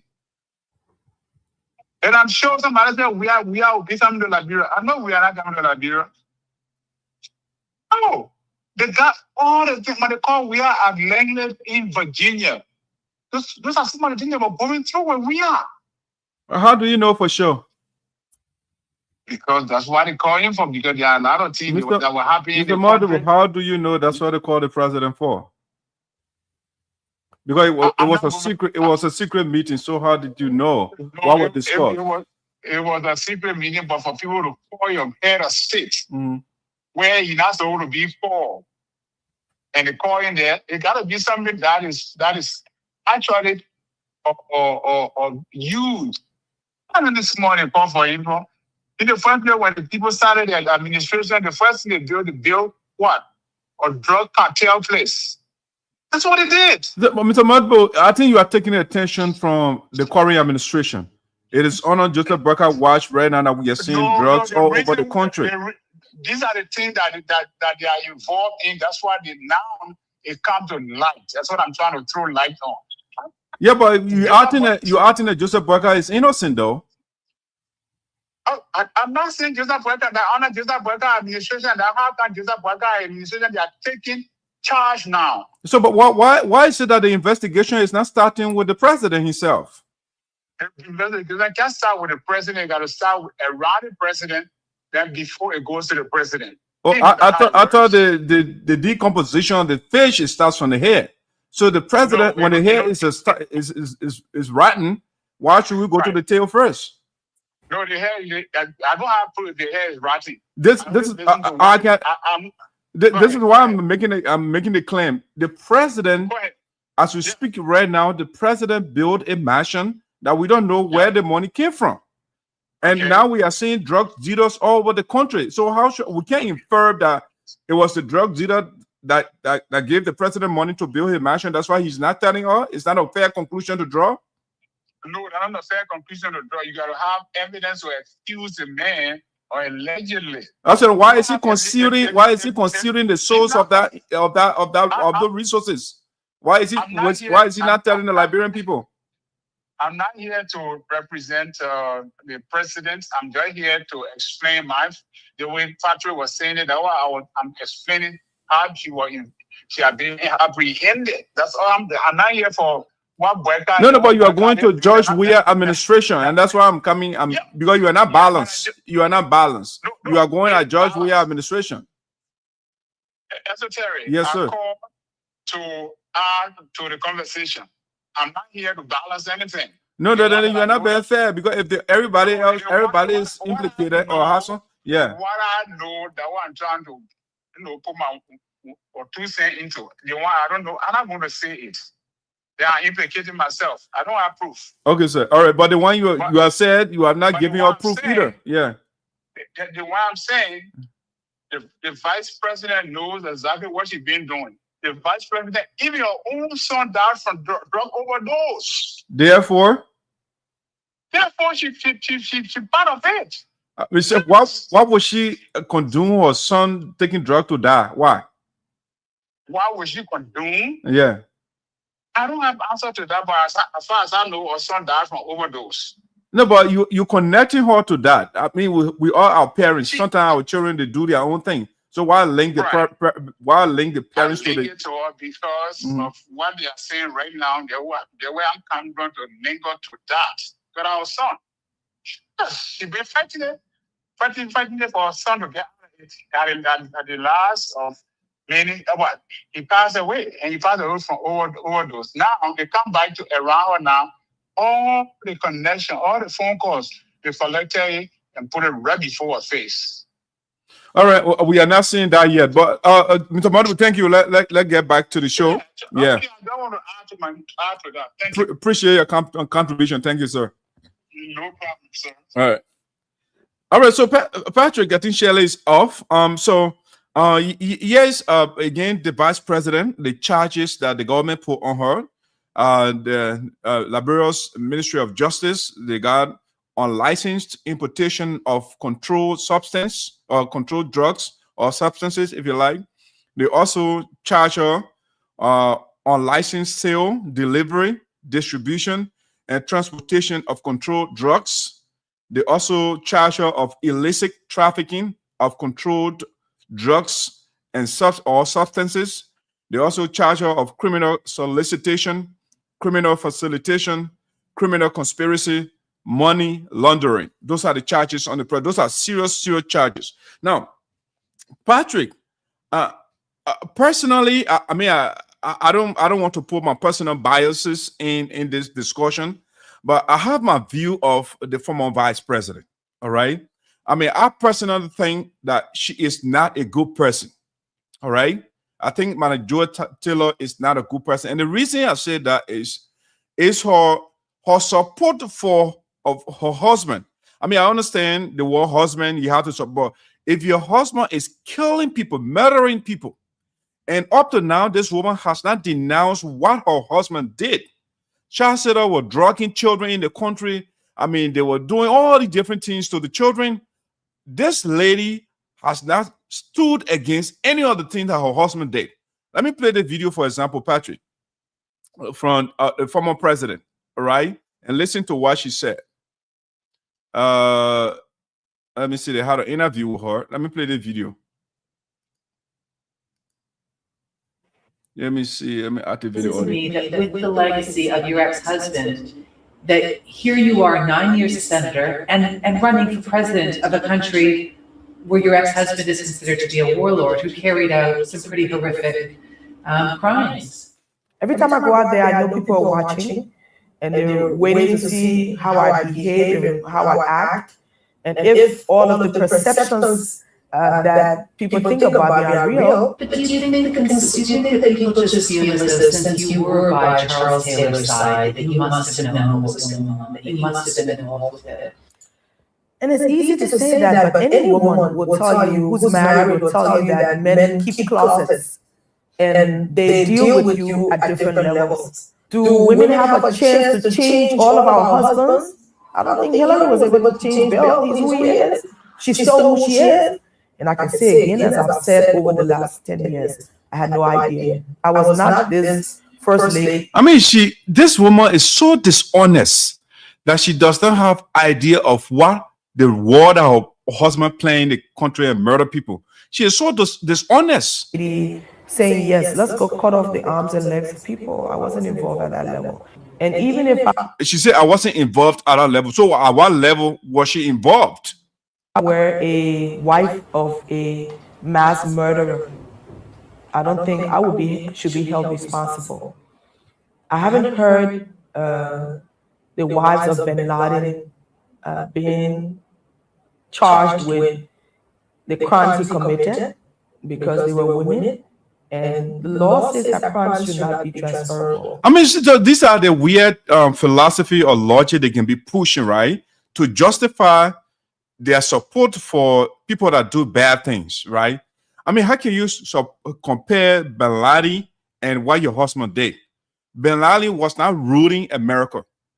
It's possible that he planned that thing again, without his wife knowing. But you want to tell me for years, Taylor was fighting war and doing all those planning in Liberia, and Taylor is telling her she doesn't know? Even when he was president, she doesn't know that Taylor was harming the Liberian people. She could not come to say, you know what, I apologize to the Liberian people. The woman is not a good lady, you know? Do you still stay in contact with him? We have children, yes, we talk from time to time. Okay, she said we have children. They are not children, they're adults. She had one son by Charles Taylor, an old man. Unfortunately, he passed away, all right? But this woman is still in contact with this man, the criminal, in jail. But she is telling us that, She knows nothing about the drugs, So the police have a reason here. Listen. There's a household of Taylor children that I'm responsible for. And does he support your bid for presidency? She's showing your household. Do children not have mothers? Joe Howard Taylor showing photos. That's not true. The children, they have their mothers. Their mothers taking care of them. It's not Joe Howard Taylor. The woman is a pathological liar. Is he proud of you? But we haven't talked about it. And no, we haven't talked about it. He's incarcerated in England, and he's barred from getting involved in political activities. And here's what might surprise you most about running for president with the last name of Taylor. Your last name isn't actually a hindrance in your political life. No, it's not. It's a positive. It's helped you. All right. She doesn't know about Taylor War, but what Taylor did, or the name Taylor is positive to her. Listen to her. Yes, it has. Charles Taylor is still very popular in Liberia. That name is not a negative name for me at all. All right. The name Taylor is not a negative name to her. It's a positive. People still love Joe Howard Taylor still. So the woman, if she can protect her criminal husband, it's more likely that she's part of the drugs that are going on in the country. Because her husband drug children, cut people's hands, and she supported the man throughout. She was enjoying and getting. Her mother is sitting down, watching her husband murdering children and plundering the whole country, and she was okay with that. She's a grave seeker. So the drug cartel, they probably indeed got in contact with her, the police. Let's see whether they can prove the case. But from day one, I never liked that lady. Again, I don't want to put my personal biases into what is going on. As I travel to the length and breadth of Liberia. You heard her right, Bill. And it just surprises me that with... All right, Patrick, that's the little video that I just wanted to share. Joe Howard Taylor is not a good woman. It's not a good person. It's not a decent person. So I wouldn't be surprised that she is part of this.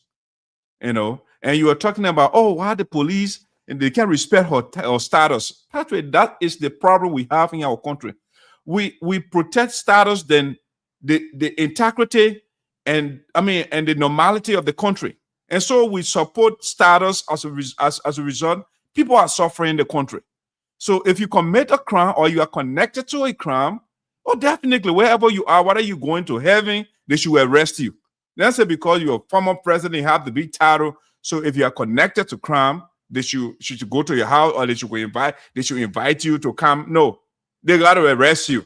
You are suspect of a crime. So despite your personal title or your big portfolio that you held or you had in the country, it does not excuse you from the law. All right. So I like what the police doing, but I think the fight against drugs should be holistic. It should not be sectional, Patrick. It should not be partial. It should not be political. Right now, what I'm seeing is political. It's one-sided. The president should also be investigated. The president's son was also connected to the drug cartel. But guess what? They only allow him to make a press statement, and that's it. Nobody is investigating Tama or Jojo Boyka, one of them. All right? Nobody is investigating the man. The president himself got to be investigated. Where did he get the money to build a private presidential villa in his town in Foya? Where did he get the money from? Is it connected to the cartel?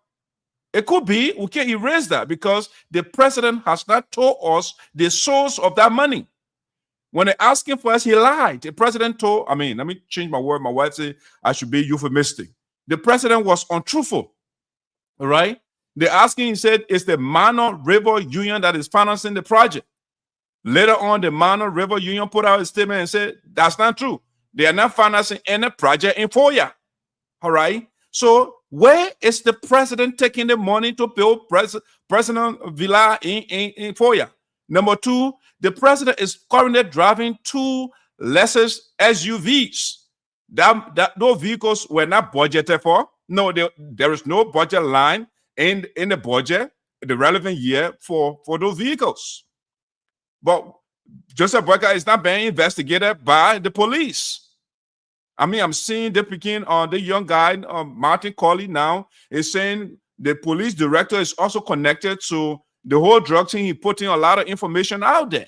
So this whole thing, the president, when he is actually serious to fight crime, it has to be holistic. This fish start to get rotten from the head. Let's start from the president first. The president is not honest with the Liberian people. He lied on an oath. He took an oath to be honest to us. And he built a mansion in his own town, and he is not accounting for that. He's not telling them where the money coming from. And the people are ignoring the president because he's the president. The same thing Patrick is talking about, a big title. Because of title, you go after a little man or you go out after other people. You are not going after everybody else. Joseph Boyka is not a free person. He's not a clean person in the whole saga, in the whole drug thing that's going on in the country. There are some officials, Joseph Boyka came and said everybody should do drug tests. There are some officials in your government that have not taken drugs up to this point, and no punishment for those people. And as a matter of fact, why are you doing drugs there once or what? I mean, once. It has to be something. The department I work for example, that's a requirement. But what they do random. They don't even tell you. They're ready to say come for drug tests. But Joseph Boyka did their facade. They did once they do the drug one time. Okay, after somebody did a drug test one time, they can't take drug after that fact. So why you can't do it random? It has to be a random drug test to make sure that people are not actually taking drugs. But Patrick, this issue is not fair. I mean, I like the fact that Jewel, I mean, I don't like it. I mean, I don't have personal vendetta against her, but Jewel Howard Taylor is not a good person, at least from what I look at, from the evidence, from the plunder, the murder that her husband committed in the country. That woman has not apologized to the Liberian people. She's not a good woman. Okay. Oh, yeah, Patrick, if you want to say something, go ahead. But Jewel Howard Taylor is one of the devilish ladies in our country. For some reason, Patrick, before you come on, the women leaders in our country, they are not good people. I mean, I don't want to use, but I mean, I'm talking about the top. When you look at, for example, Ellen Johnson Sirleaf, she is not a good person. She supported Charles Taylor to come and murder the Liberian people. Jewel Howard Taylor, who is the vice president, or who served as vice president, she has not condemned what her husband did. So these ladies are not good. But go ahead, Patrick. Yeah, thank you, Esoteric. I mean, I think your views are very fair. Your comments, are fair enough, But let me say this: you try to implicate the president, and you want to implicate his family. You are creating doubts over his character, reputation, his leadership, and what he's doing. But let me say this: I did not see Talbot. No, I did not see him. I wasn't born, even when he was executed. But I have read extensively about Talbot. I have followed his speeches. I have read his programs. And everything about Talbot I have read about, and I've listened to historians. Look, if Liberia has ever got any well-intentioned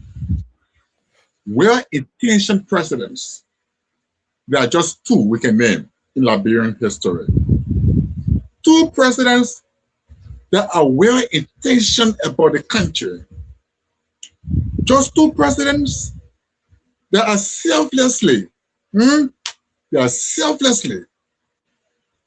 intentional about improving or intentional about the condition of the people or intentional about making the country what it's supposed to be. Just two presidents. And they are William Richard Talbot and Joseph Newman Boyka. No other presidents have ever loved Liberia. Come back? Are you serious? Are you joking? No. Let anybody call on this program today. Somebody who saw Talbot, somebody who knew about Tubman, somebody who saw those operations, saw Taylor's operation, saw Ellis' operation, Weir's operation, and now Boyka's operation. Let them come and tell me say, Patrick, you are lying. I have not come across, I have not read about any president so intentional about Liberia's democracy or Liberia's growth, Liberia's progress, than Talbot. And currently in my time, before my own eyes, I never loved Liberia. Ellie was only fulfilling her desire, for destroying Liberia, or for raising funds for Liberia to support Taylor. The ACDL manifesto was why Ellen Kidman fulfilled. She wanted to be president, and she formed ACDL. She and Sawyer and others, Harry Greaves and others. So, because she wanted to be president at all means necessary, though they didn't give her a chance, and so at least she paid some more chance and became president. In 12 years, what did she do? She never loved Liberia because she said, bring the marshal down, bring down a constitutionally, constituted government. Bring it down. She never loved Liberia. Then you can't tell her? No, he never loved Liberia too, because he said no monkey white bamboo jaw. That was the reason why he forced himself in the elections and became president. Ellen, I feel with Ellen already. Come to George Weah. George Weah said he was not a politician. He's not a politician still after being president, but just because people asked him. So Weah did not come to be president because he loved Liberia or because he wanted to help Liberia or because he wanted to liberate Liberia or improve Liberia. He came because people pushed him. I mean, some of the progressives who never found a way through, they said, no, let's go behind the picking here. Say he's popular. We can make him president and pass through and be stealing for the country. That's how he became president. Boycott said, whenever the case, even in my old age, I will rescue this country. I will liberate my people. I will serve them with distinction, with selflessness, and with everything that I've had. And exactly he's doing that. So nobody should destroy the government from fighting this drug thing by implicating the president. Nobody should destroy the government from its current stance against drug and its current position in terms of development of the country and its progress. I mean, we appreciate everything. We have to go beyond this. It can't be, let me let my thoughts. Okay? We must go beyond this thing. And we must be grateful to God that at least in all our struggle, in all our failures as a nation, in our quest for a good leadership, that God said, today I have answered your prayer, and Boyka will be the one, at least I have given the time to serve you. And he's doing it. For the visa issue that you're raising, the visa issue, the president said from the initial stage that he had no idea how it got to FOIA. He had no idea. And so it is there. It is Liberia. It is Liberia's development. It's FOIA in Guinea. It's FOIA in Sierra Leone. It's FOIA in America. It's FOIA in Russia. No, FOIA is in Liberia. Whatever is there in Liberia from Boyka's administration that is built there, it's for the Liberian people. When he leaves office, it lives there. It lives for the people. The people will use it. That's our property. That's our development. So let's leave that thing alone. I mean, you're the reactions and adequate institutions. Let's leave the government alone. Let the government work. Patrick, thank you. I think we are living on I mean, the man you'd say is one of the greatest presidents in the history of Liberia. Joseph Boyka, we are living on his watch right now as we speak. As we speak right now, Guinea has captured our land. Okay, that's number one. Number two, I just pointed out to you and you are defending it. When Joseph Boyka is doing something illegal, then Patrick will tell me, oh, you know what? Those buildings, when Joseph Boyka dies, Liberian people will sleep in there. Okay, Patrick. Then the fundamental question is the mansions that Charles Taylor built. Though American Liberians, even including though they built, how many Liberians slept in those buildings? How many? They are all rotten buildings and abandoned buildings all over the place right now. So when you say that Joseph Boyka 4-year mansion, or mansions, I should say, you will sleep inside it, good Lord with that thing, Patrick. All right? But we should not, defend one ill and impugn another one. All right? They do it across the board. I support Josh Weah, but I said Josh Weah was wrong to have built personal houses for himself. I'm not for that. Okay. The same thing, Joseph Boakai cannot vilify Judge Weah for building personal houses, and he's doing the same thing. And Patrick is justifying that. All right. It is wrong. Joseph Boakai cannot tell us mansions been built in his hometown. And Patrick is saying that, oh, Joseph Boakai does not know who is in charge of the country. It's not like this platform right now. I am in charge, and something is going on. And Patrick said, I will come here and tell Patrick, I don't know about it. Who am I? What sort of leader am I? Joseph Boakai, when Patrick says that Joseph Boakai doesn't know how mansions been built in Foya, that means Joseph Boakai is not in charge of the country. He's a puppet just sitting down in the executive mansion. And that's why we didn't elect prophet or puppet. No.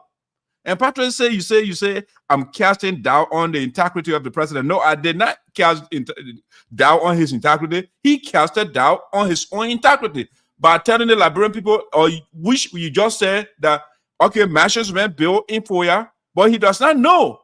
So he puts his own integrity in question. Secondly, he came public and said the Mano River Union building those buildings, and the people went and refuted what he said. So he is putting dent on his own integrity. He cannot be trusted. That's what the old man is. That was 40 years in government, and we don't see anything being done in Foya. And right now, he is not investigating himself. He going after one side. I'm not for Joel Howard Taylor. Joel, if the charges can be proven in court, let the woman go to jail. Okay? Let she go. The fact that she was a vice president for you, Judge Weah, does not exclude her. As a matter of fact, I was totally against the idea of Judge Weah taking the wife of a murderer to be his vice president. I was totally against the idea, because I thought Judge Weah was a clean guy, and he is still clean until the court evidence can prove otherwise.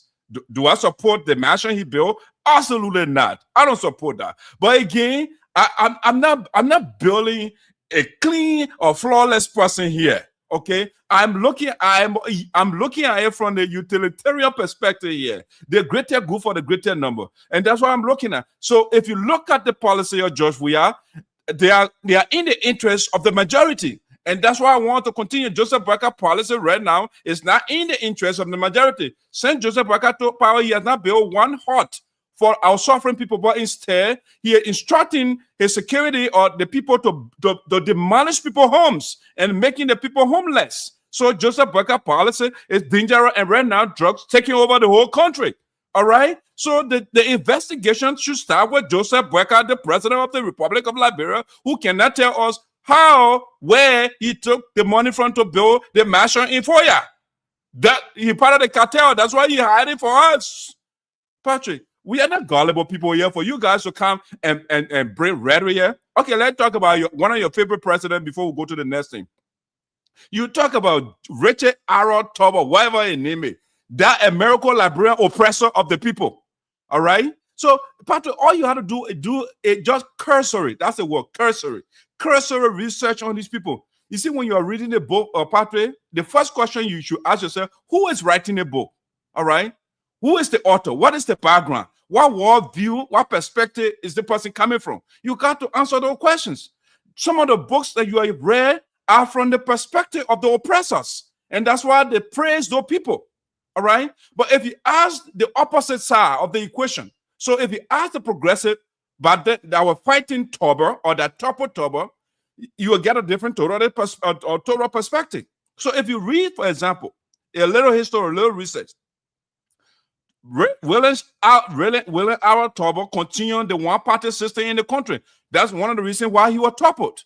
He did not say, okay, you know what, I'm against the old system. He will continue the one-party system in the country. All right? He marginalized the indigenous people. The political power, wealth, education, and economic opportunity remain concentrated largely within the American Liberian elite. On his watch, the economic inequality in the country. Most Liberians live in poverty, while government officials and politically connected families enjoy wealth and influence. That was what was going on October. Nepotism and conflicts of interest. All right? Nepotism and conflict of interest. Tober appointed several relatives and associates to influential position, creating the perception that government served a privileged family network. That's what went on his watch. The October proposed rice price increase. That what brought the riot. Okay, a plan to raise the price of rice, the country's main staple food, right? Place an additional burden on poor citizens because members of the Toba family reportedly had agricultural interests. Many Liberians view the proposal as self-serving. That's why the conflict came. All right, that's why they toppled him, Patrick. The daily rest riot. Okay, the daily rest riot on April 14, 1979.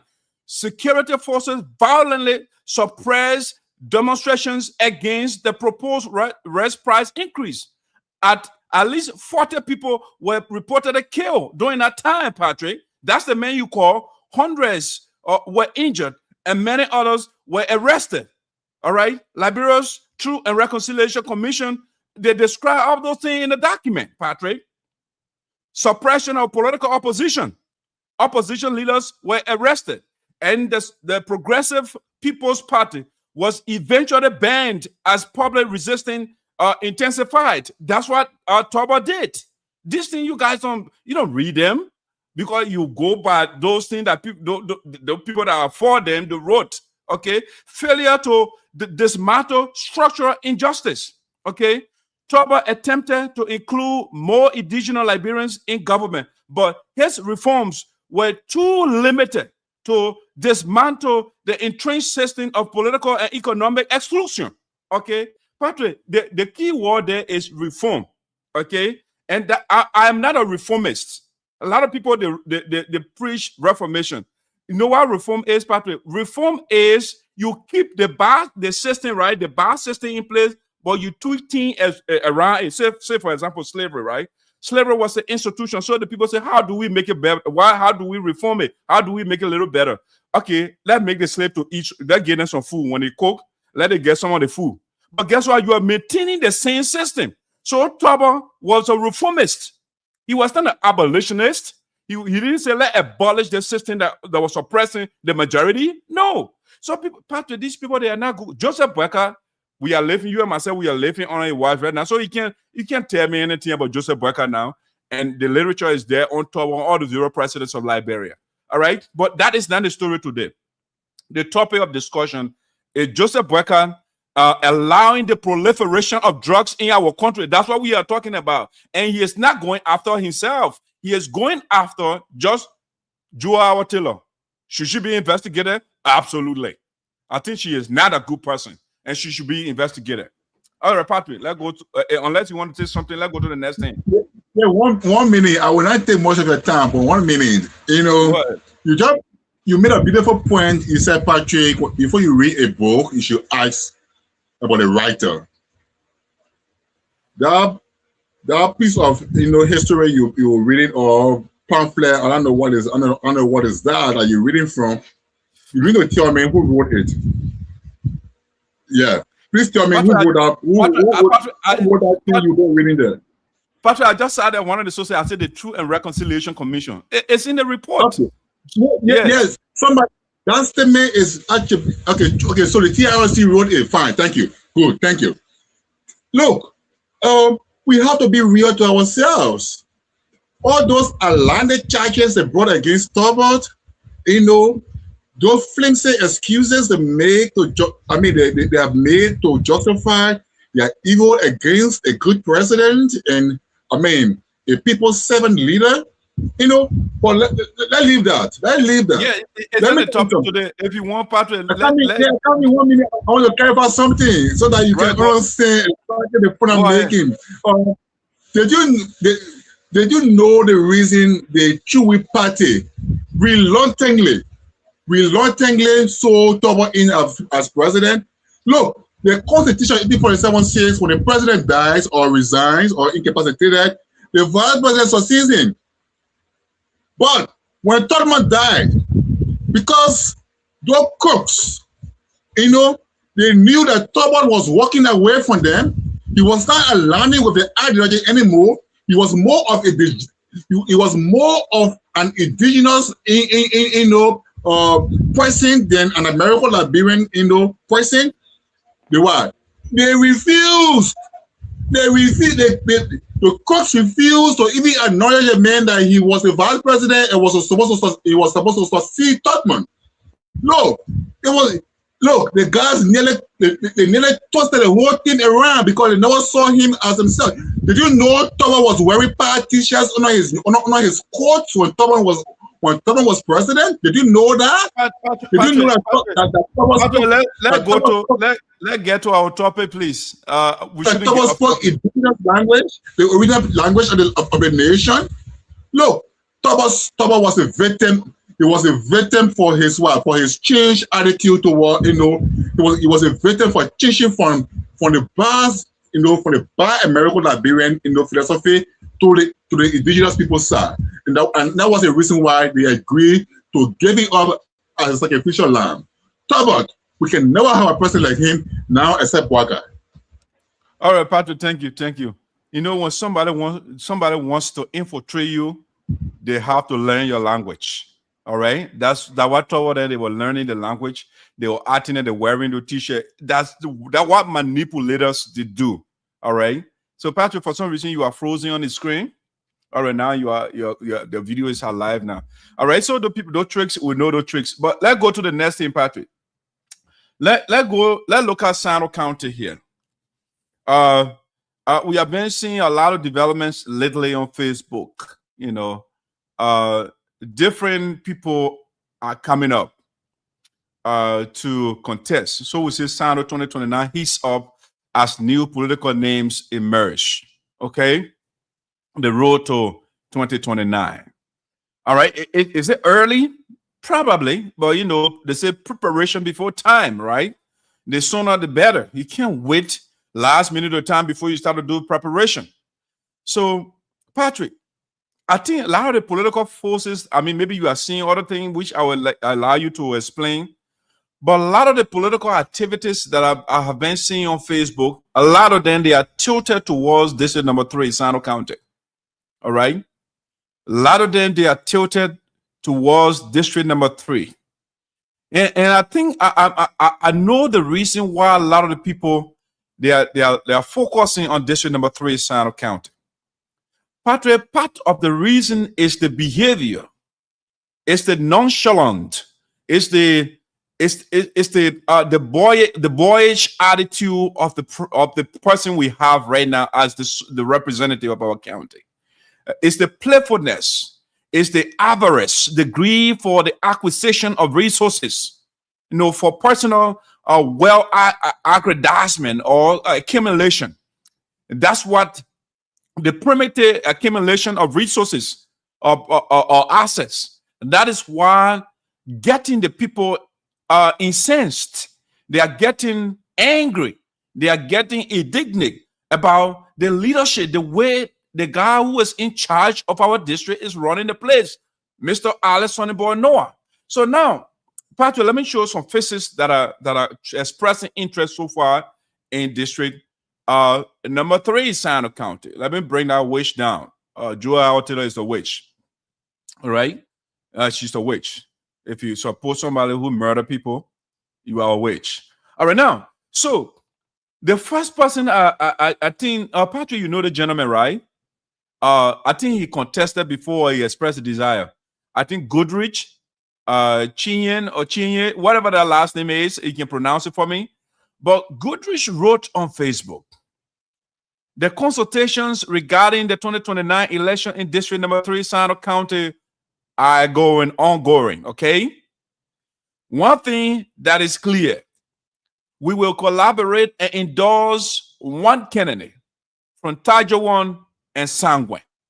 Patrick, this is serious. It's getting serious for Sonny Boy Noah, okay? I want to read that sentence again. One thing that is clear, we will collaborate and endorse one candidate from Tajawan and Sangwen. It is a must that this time, Tajawan and Sangwen in District number 3, Sinoe County, produces the representative after the 2029 elections. Because our brothers from the other side of the electoral district has been leading us for a decade. Okay, look at the politics that are going on right now, right? It's the other side politics. Okay, so basically it's the crew versus Sapo politics, because the guy does not want to say it, says the other side. So it's the other side politics.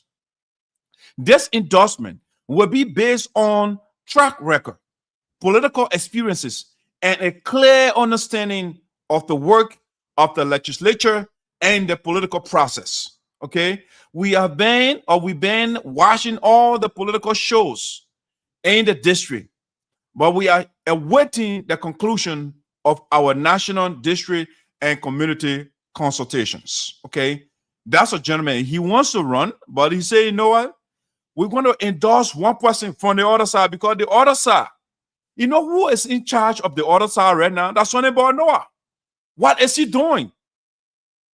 What is Sonny Boy Noah doing? What bill has Sonny Boy Noah sponsored since he been in the Capitol building? Nothing. Nada. Zilch. Zero. But I will show you what Sonny Boy Noah has been doing. And that is why other people are coming up.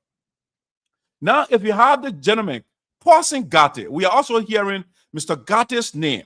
He is talking about getting in the race. All right? Mr. Gatti, when it comes to the protection of the Sapo people, that's somebody that people will be looking at. He has a huge influence in the district. You can't minimize Paulson Gatti. When Sonny Boy Noah was nowhere, when the man was, a little boy, this is the man that stood up for the people. When Charles Taylor was trying to extinguish the Sapo people, he stood up. He said, no, we can't sit down here and Charles Taylor and rebels and Joel Howard Taylor and they can't wipe us off the map. And he stood up for our people. This is the man that Sonny Boy Noah putting him off on every day on Facebook and talking down to him. The man had no book. The man is illiterate. He said all sort of things. The man that defended Sonny Boy Noah, Paulson Gatti, is in the race. He has expressed the desire to contest in 2029 in district number 3 to replace Sonny Boy Noah, who is wearing sunglasses in the Capitol building. Even though sun is not shining in the Capitol building, they say sunglasses. Okay, that's one gentleman. Another educated son of Sinoe County from district number 3. I know the brother. He lives in Philadelphia, Pennsylvania. It's Reverend Morris Mane. Okay, he's a reverend. The man just got a master the other time. Okay, so he wrote. Mr. Mane also wrote on Facebook. District number 3. The people have spoken and requested that we be present in the district this December. We are ready, prepared, and honored to answer their call, received their petition, and stand with them as we move forward together. Team Mane. Okay. So Mr. Mane, December, he will be in Liberia so that he can amalgamate to work on his team so that Sonny Boy Noah, who is a real estate man in the Capitol building, so we can take the man from there. I don't want Sonny Boy Noah. Any son or daughter of Sinoe County will be better over Sonny Boy Noah, because Sonny Boy Noah is a disgrace to our district. I will give you evidence why I'm saying this. I will play videos. I will show you pictures of the playfulness and why our people are dying. Sonny Boy Noah is having fun and drinking liquor on Facebook and posting those things. And our children are not in school. The mothers, when they go to the hospital, they say, bring your own medication, bring your own paper. Sonny Boy Noah is not doing anything. He's building palaver huts. What can you do with palaver huts in 2026? Nothing is going on in district number 3. I was watching Kudi Jette the other day. He came from Liberia. And he said something. He said when he came, he went in our town, our people, the people, when day breaks, they go and sit down and just doing nothing. All right? They just sit down. They sit down to that same place when a gossiping they will do it all day. That's what they will be doing. And then they point a finger at, that the man they deported for America. They gossip. That's what they do.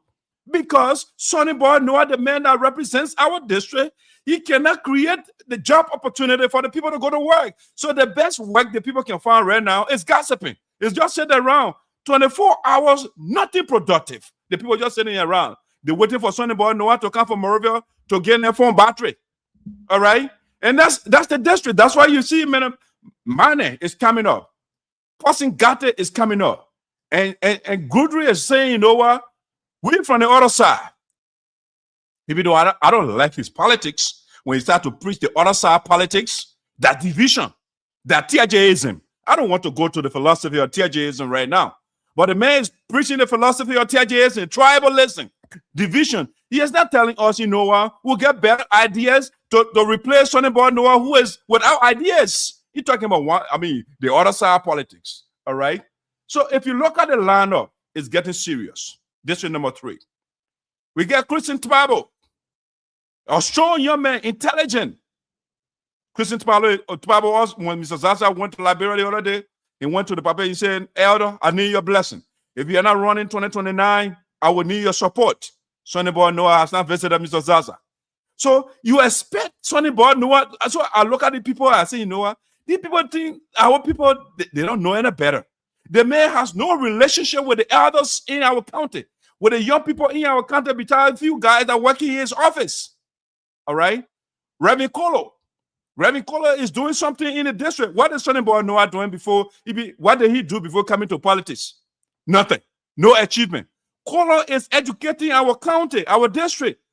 Kolo even educated Sonny Boy Noah. Right now, Kolo that Sonny Boy Noah enemy. That's how terrible Sonny Boy Noah is. And that's why some of us, we are making effort to have somebody that will work with you, whether you agree with me or not. Sonny Boy Noah can't talk to me. The spokesperson of the elders and the ancestors, Sonny Boy Noah called a speech. He called a speech from Christian Tbabo. He called a speech from Reverend Kolo. He called a speech from Claru Mane. He called a speech from Joseph Weto. He called a speech from Pei Gwelenya. I mean, who will vote for Sonny Boy Noah now? Who will vote for their brother? Patrick, I want to bring you in here. But our Ayatollah, you can see the man is going down expeditiously. The man is going down. It's going down so fast. And tomorrow, nobody will remember. But Patrick, before I bring you on, let me show you some of the activities of the song God's Weary Lawmaker we have. The man that does not, cherish, that does not value his identity. And he wants to be the Arab man. He's dressing like Arab man. And he's wearing sunglasses. Some of the things that he's doing on Facebook, that his supporters are healing, they are celebrating him while the people are suffering in Sinoe County. Let me show you. Let me show you, for example, Patrick. This is very sad for our district. Where are my pictures? Where are they? For example, look at this, Patrick. The office, our office, as we say, the chief, what they call chief of office stars, whatever his name is, Oliver, whatever his name is. These guys are proud to post on Facebook as achievement of Sonny Boy Noah his personal properties in less than 3 years in office. And the man is posting Sonny Boy on our Noah house or home in Tobacco. He put it up. On our Noah home in Pine Town. On our Noah home in Bedebo Creek. Now, when you ask the same man, say, where are the homes for the citizens that elected Noah? The people are sleeping on huts, mosquito injecting them with plasmodium, the disease that can cause malaria. That the only injection the people can get. All right. Noah is building all the different. Just in the district alone. I'm looking up to Oliver to also post all the homes of Sonny Boy Noah in the whole country, so we can celebrate it, man, too. But you can't want to do district number 3. How many homes? Post the homes of Sonny Boy Noah in Greenfield district or district number 1. Post some of the homes in district number 2 as well. And post the one in Margibi County. Post the one in Maserado County. Let's see what Sonny Boy Noah has done for himself in less than 3 years in office. Okay? This is why we are having Posting Gate is coming up. That is why we are talking, Guruji is talking about, okay, the other side. That is why we are seeing money is coming up. Because we have our current lawmaker who is building homes for himself, houses. And what is he doing for the people? Little or nothing. Or if you like, he only carry phone battery to the people. He carry rotting cars if you don't know roads in Sinoe County. He said he buy to transport children to school. He said the district is the largest 5 statutory districts. But once one old car can go to Drazan, that's it. Sonny Boy no abandon the people on the cruise side. He's not doing anything for those people. The only thing Sonny Boy can do is build his personal house in Tobacco. And that's why the people are saying, you know what? This is not good for us. That's why men are preaching tribal politics right now. He go build mansion in Tobacco where the people are hungry. The poor children are not in school. And Sonny Boy build a personal mansion in Tobacco. Pastor, let me bring you on here. Let me bring you on. But yes, let me play the video that I want you to see. Where is it? Noah. Okay. Let me play. I see it. It's right here. That is a later video of our lawmaker. Let me play the video so you can see it. It's bad for our district. We have a man that is not thoughtful in our district right now. Let's look at the video.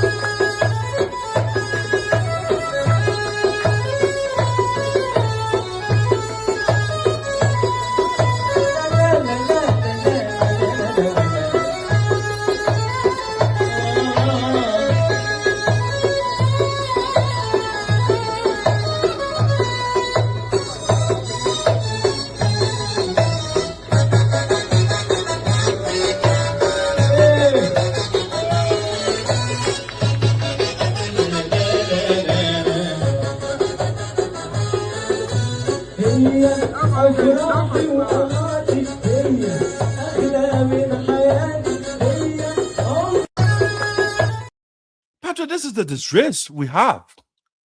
Sonny Boy Noah goes to foreign countries. He dresses the other people. He drinks, he dances while his people are hungry in Sinoe County. I mean, yeah, he trying to he drinking liquor on Facebook. Patrick, go ahead. It's your turn, man. I'm getting infuriated. Well, thank you to the spokesman, and I think, yeah, you have made some very good claims. You know,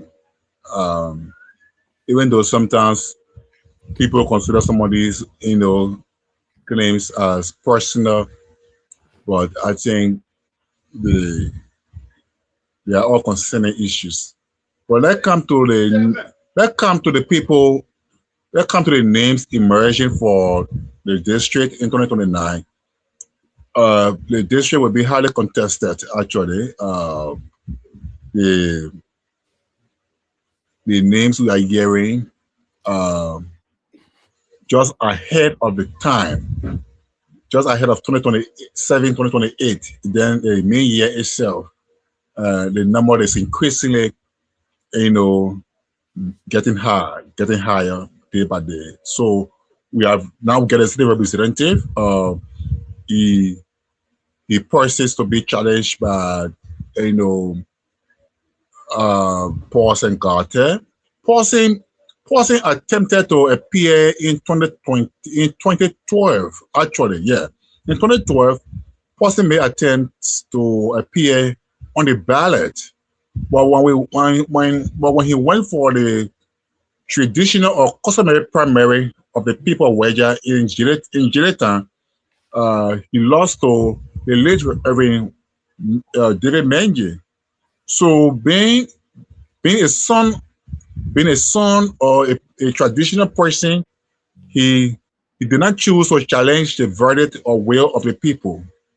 Unfortunately, to his disappointment, the man in whom the people built trust on Reverend Menji, when he came to Monrovia to get himself processed through the ranks and file of United Party and other formalities, he eventually sold out to the people's leader, Rozaza. Yeah, so he sold out to Rozaza, and so since then he has been quiet. He's been in the back. supporting Zaza, supporting development in the area and helping young people. Now, looking at the way things are proceeding, he's now considering to make an entry into the race. In every election, whether senatorial or legislative or presidential, the number of people in a race, sometimes is driven by, circumstances or challenges that people are truly faced with. If the leader is succeeding, people don't take much interest to come. If the leader is failing, then people get concerned, and then they want to come out of the shells. So person is putting up his heart into the race. The next person name we have heard that is already making some strides in the district already is Honorable Liberian. Liberian lost 2 or 3 times in district number 12 in Monterey County, and I think he's seeking it. He chose to seek some political asylum, in district number 3 at least, to have something good, something been fighting for, to have it. So we look forward to see him on the ballot, and let's see how it plays out, with him and Noah. Then in the race also coming up is the man who finished second. The man who finished second to Noah in 2023 will come back. The current finance officer of Sinoe County, Joseph Tuo, the former bank manager. He ran a quiet campaign, an easygoing campaign, an off-camera campaign. The coming second was very surprising to many people because he wasn't here too many times on Facebook or on radio or on television. He was just moving quietly, and I know he might be reconsolidating, looking at new strategies, things that will make him to pull the trigger, to success. So he's considering. Now, he was only number 1 in Tajawon. He came from Tajawon district, but he was number 1. He was the only man in the race at that time. Now he's been joined by 2 other compatriots from Tajawon too. So I think that might cause some jeopardy. Already named Maurice Manning from the US. Last time spoke to our media institution, to our platform, and declared his intention to get back to the county and do a contest. I call him the guy now who making headways now on Facebook. Elijah Barackley Teja's cousin or nephew. I think Teja's nephew. Teja's nephew is making an intention known to contest in a race as well. So for this time, we expect Tajawon to have 3 candidates facing off against the incumbent. And then still going forward with the names we are hearing, Godri, as we put him, Godri is not considering, perhaps based on his concession that he leading a campaign to endorse the candidate, meaning he's not really pushing himself. Christian Tababo sold out to Alex Noah in 2023, having made some frantic efforts and highways to get on the ballot, but he lost in the CDC primary. But eventually he sold out. He endorsed Alex Noah to go for the position of representative, and at least through him, Alex won, and he's considering to make a comeback. Although this time he'll be prepared and ready, or he might be preparing the way again for somebody else. But he seems more determined than ever before to make a comeback, and uncompromisingly too, based on the way things are proceeding. And then we see the name Carlo Mane Sr. Carlo Mane just established what he called a Carlo Mane Movement for Transformation, Nation number 3. He is declaring his intention, or he has declared his intention already to take on Alex Noah. He comes from the Cinco belt. So Cinco so far will be producing about 2 candidates so far. If another person comes in, then we'll have Pei Bereya and Carlo Mane from the Cinco belt. Paulson would be the only man from the Waja side, or Wakaba as a whole. And then Johnson always sends the highest number of candidates. Johnson doesn't believe in the thing, let one person go. No. So Johnson always sends in more people, and the Iron Lady who can tell perhaps will be John. She remains undecided because the Secretary remains undecided until 2027. And looking at how things go, she will speak to the public or the press as to where she stands. But Johnson is also putting up a candidate. Reverend Kolo may come, because he was badly relegated in 2023. He came from being second person. He came from second place in 2017, then dropping to fourth place in 2023. That was a bad relegation for him. And whether he will reconsolidate to make a comeback in 2029 is one thing. But we look forward to that, to that. So far so good. If you look at the number of candidates so far in the race, declaring intention, 31-3, second 2-5. Johnson so far has 4. That's 9 already.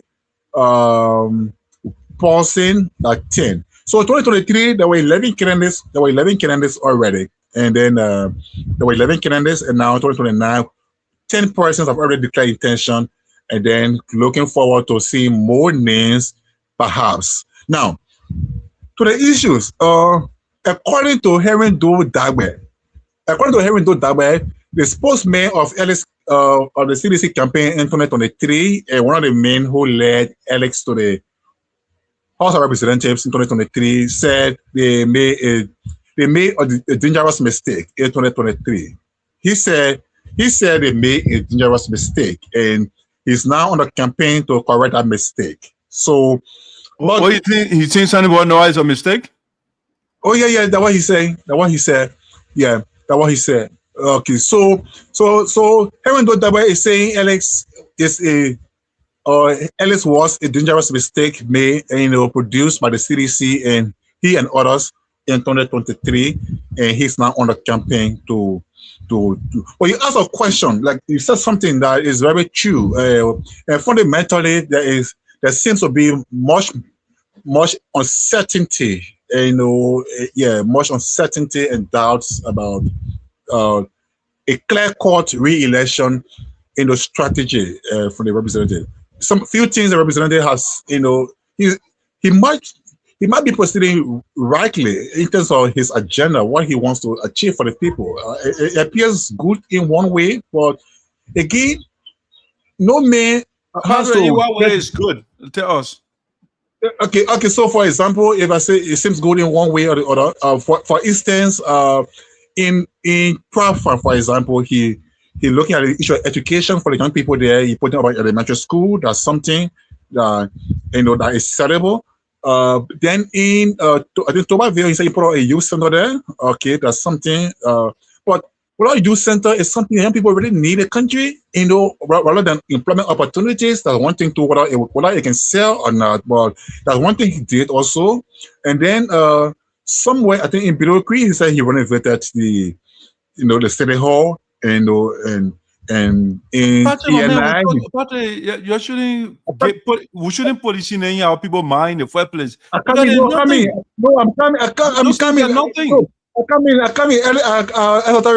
We have to some extent, biases aside, and sometimes we have to sometimes be objective. That's the reason why I'm pointing out these things. All right, objectively, we have to be objective, irrespective of whether we're supporting or not.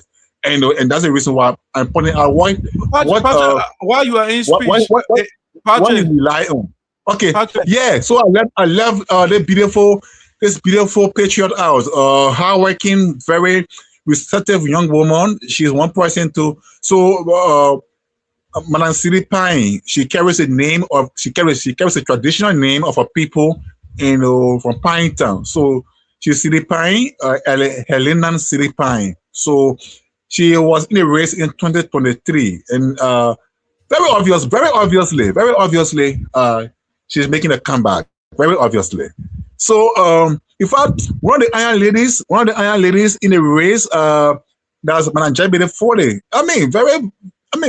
Very, pragmatic and, excelling political figure, but we don't know what happened in 2023 that she was also relegated. But we don't know if she will make a comeback, from the Johnson belt. Yeah, so continuing with what I was saying, for instance,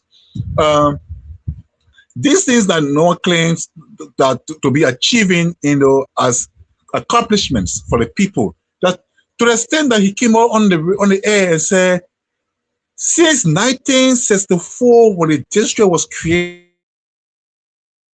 as a foreign representative, coming all the way to Darlington Tier and now Waba, Zaza, he looked at a few things and say he is the best representative ever.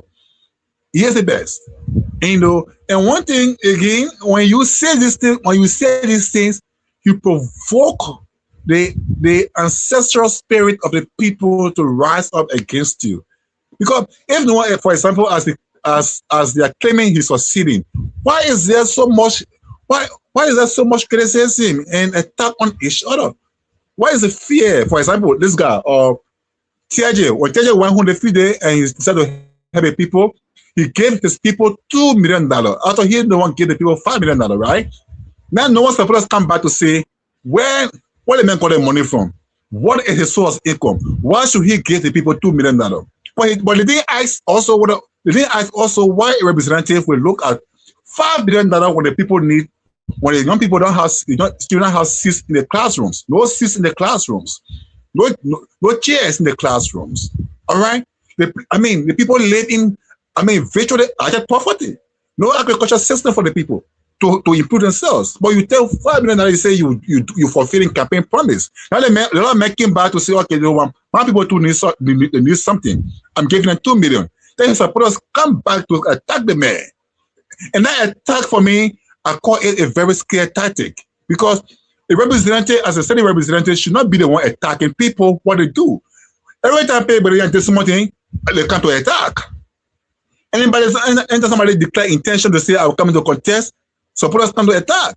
No, they should not be attacking, but rather be selling or defending what the man is doing. Oh my God. I'm sorry. Yeah, I'm sorry. Yeah, I'm sorry. Yeah. They should be defending. They should be defending, what a man is doing. But for the look of things, I think the supporters of no one, whether he himself is aware of what they are doing, whether he approves it, I don't know. But from the way things are going, I think his supporters have convincingly, giving the impression to the people that a representative, is not doing much as expected. Now, to conclude, he made an announcement recently that it is left with Tajuwon and Sanquin to build his last 2 horses to make it 5. Who does that? And who does that? To make it 5.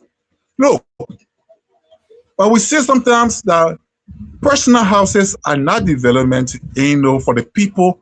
He said no. It gives a place of first live. Nobody in that county ever built more houses than Milton Tiaje that he did when he was superintendent. He built, where's the house in Jacksonville that Jamie built in Jacksonville? The house is called with bushes. All right? The house is called with bushes. The other houses he built somewhere in Toberville and other places. Jamie built houses all around the place as though the people needed houses, personal houses. But what is he doing with those houses today? Nothing.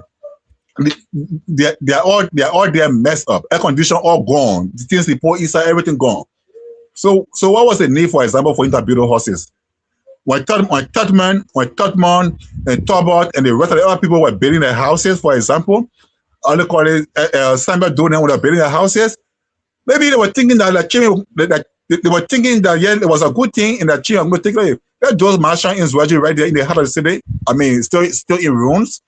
Let's talk about palaces all over the place. I'll call it all in ruins. Let's talk about Inventor. Go see Tobot house there. The dream house is in ruin. So when you build these things, you think that you're doing something good for the people, but no, the people need something more, far better than that. And so the people will evaluate. The representative, he gave himself more, he gave himself more, he benefit himself more than the people.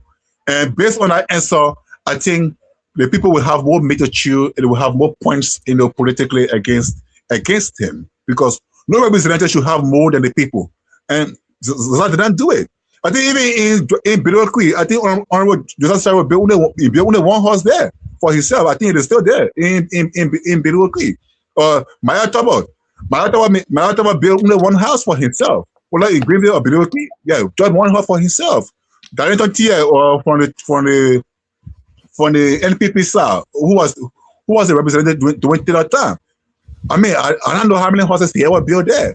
I think build one house somewhere in Bilokwi, but I'm sure it's not finished. On Rosaza, I don't know if he built a house in Bilokwi or in Sincon or wherever, but not much of personal achievements of these lawmakers is heard about. And one lawmaker says, well, I will build 5 houses. And what will 5 houses do? Currently in the district, currently in the district, if you look at the configuration of numbers, because election is a number game, and you got to be very focused on the number. All right, no one easily won the election in 2023 because there was no single man in the race, and the single people got most of the songs convincing them to trust no one. So at least he won single. That was a very good one for him. 2 singles men are coming in the race. So obviously, single as a second populated district in the whole district, among the 5 districts, the second with the highest number. I mean, already got 2 sons.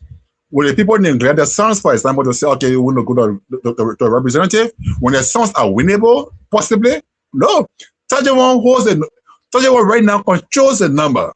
And Tajawan can dictate, Tajawan can decide, like Goji was saying, for example, if they go according to the other side politics that Goji was saying, and Tajawan decides that yes, we can produce a representative, they can do it, because in 2023, it recorded almost 9,000 registered voters.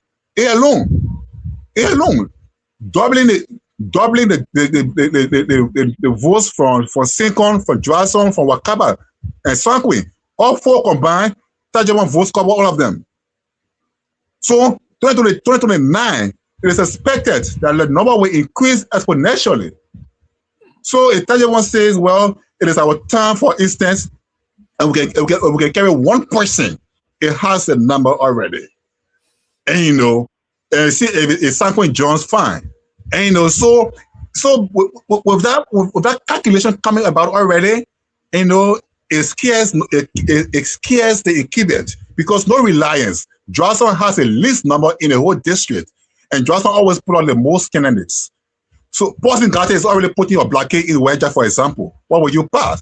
And there is no way in Johnson, in Sincon, in Wedja, that Boston Gata will stand and say, give me your votes. And then they will say no. Nowhere.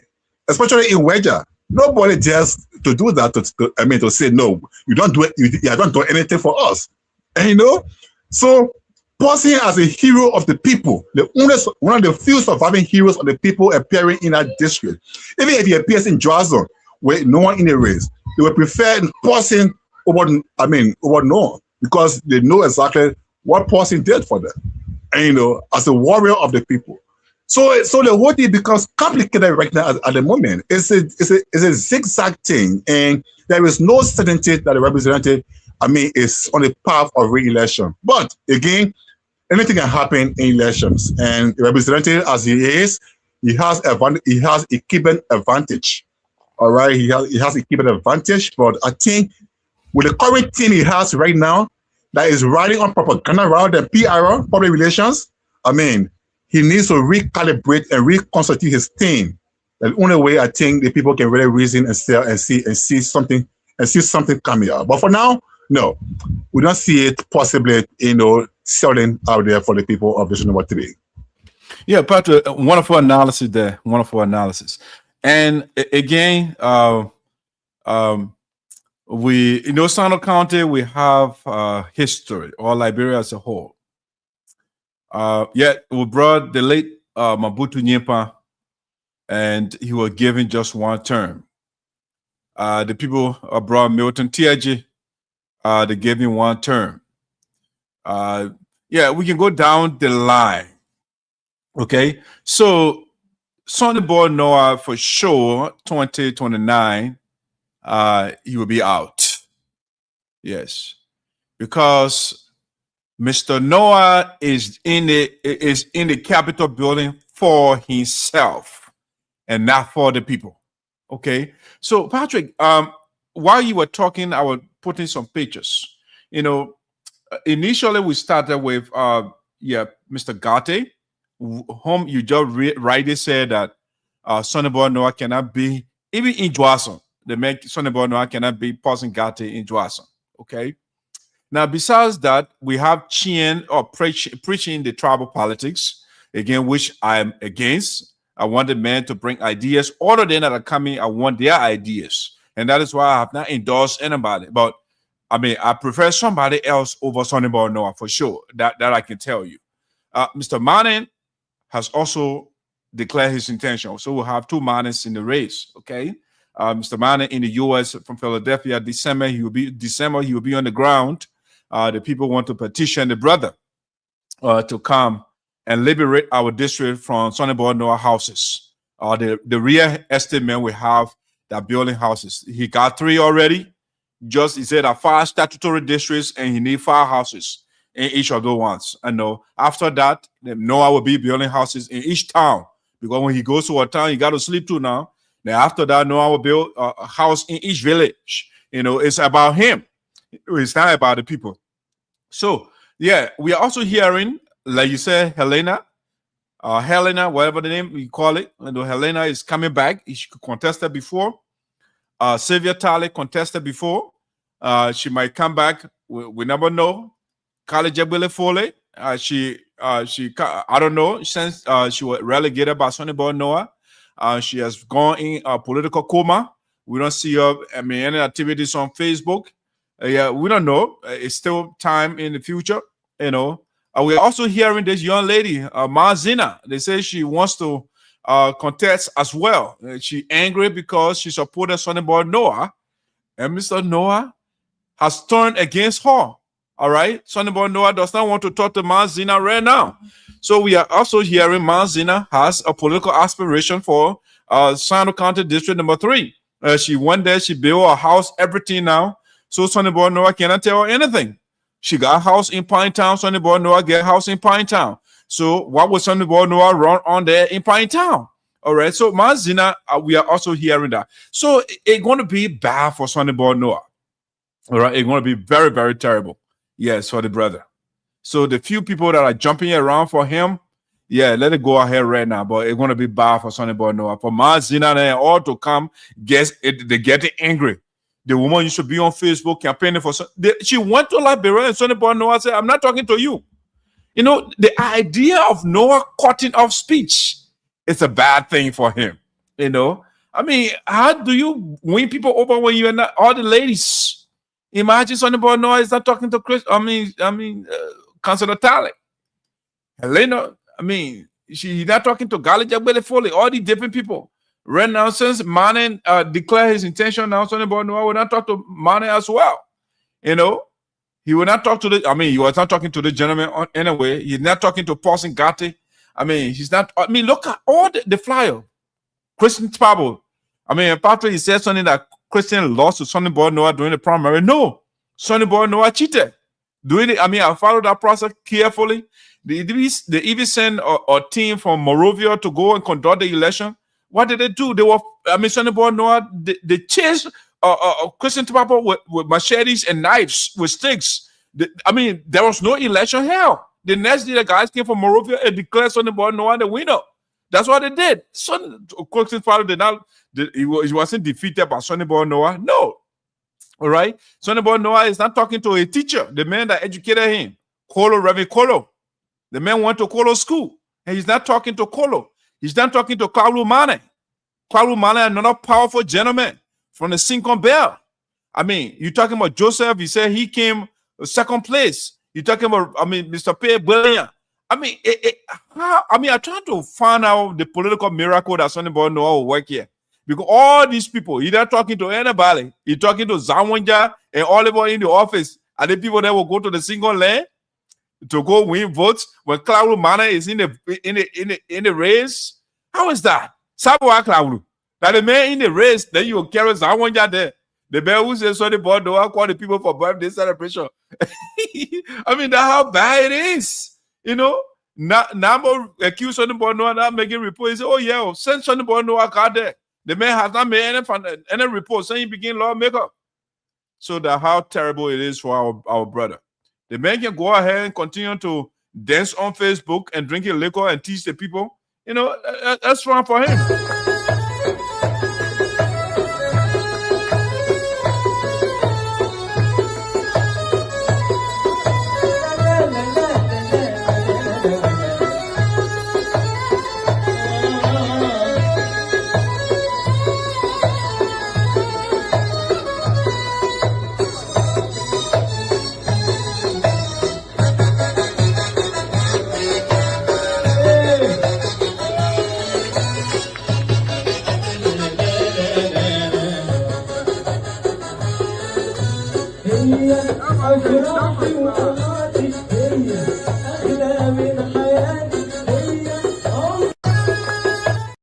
Yeah, that's how bad it is. So, Patrick for our district. Son about Noah, he's on Facebook drinking liquor, dancing with our girls, you know, dressing, he wearing Gucci slipper. I mean, it's all about him. It's not about the people. You know, it's sad. I can remember when Mobutu was elected, you know, something given that position. Oh man, what Mobutu, man, we ran campaign for the mayor. The mayor won't give people anything. You know, that's when the boy Noah now is all about him. Once it's not about him, it shouldn't be about anybody else in the district. All right, so Patrick, let's do the last talking point here. Son about Noah is a political, a corpse, political dissident, you know, political dead man, basically.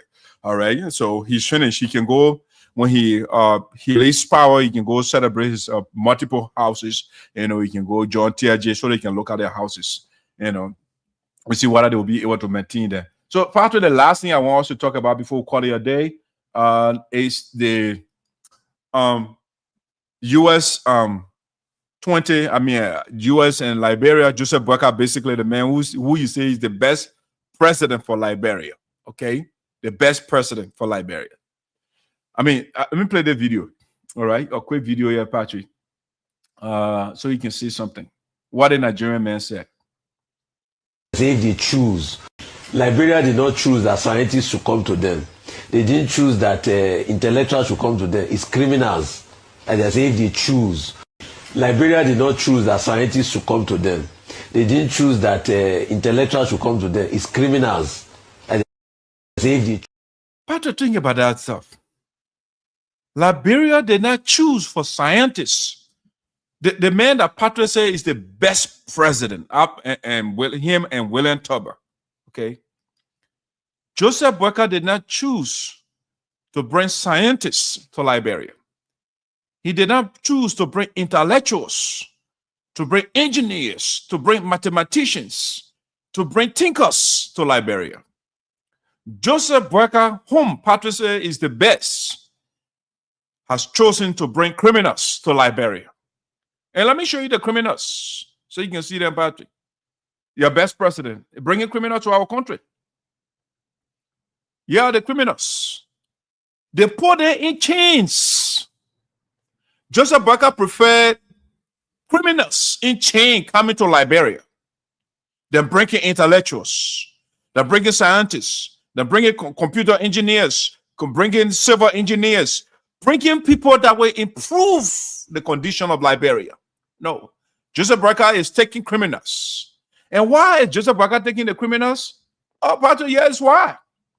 Here's why.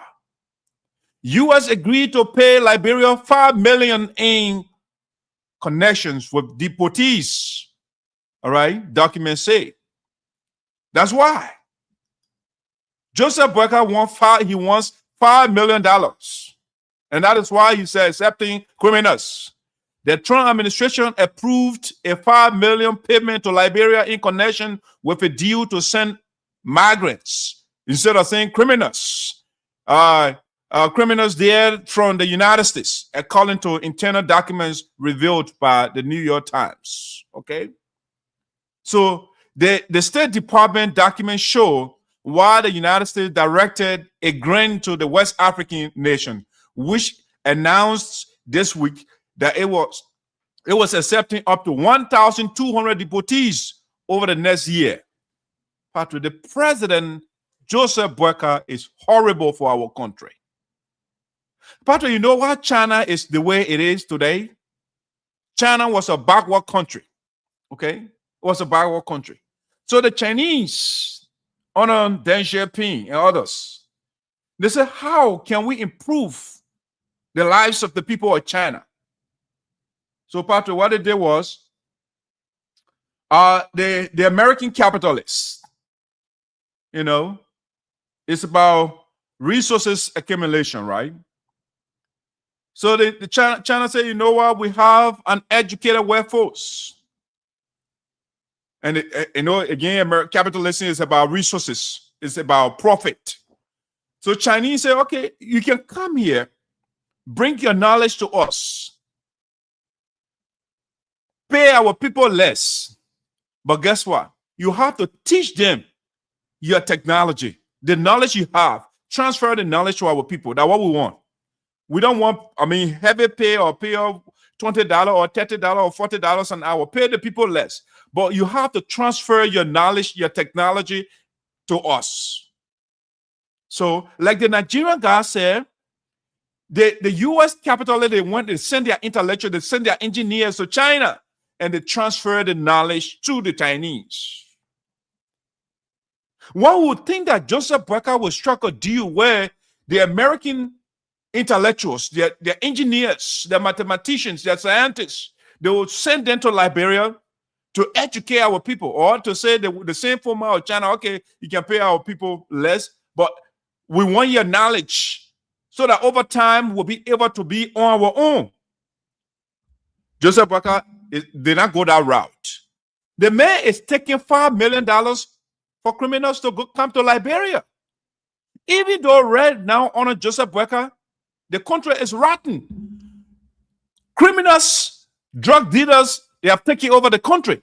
But Joseph Boakai said that is not enough. I want more criminals. Once I can get $5 million for US, that's good for my country.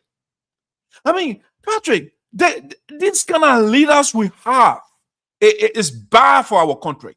Our leaders don't think for the people, they think for themselves.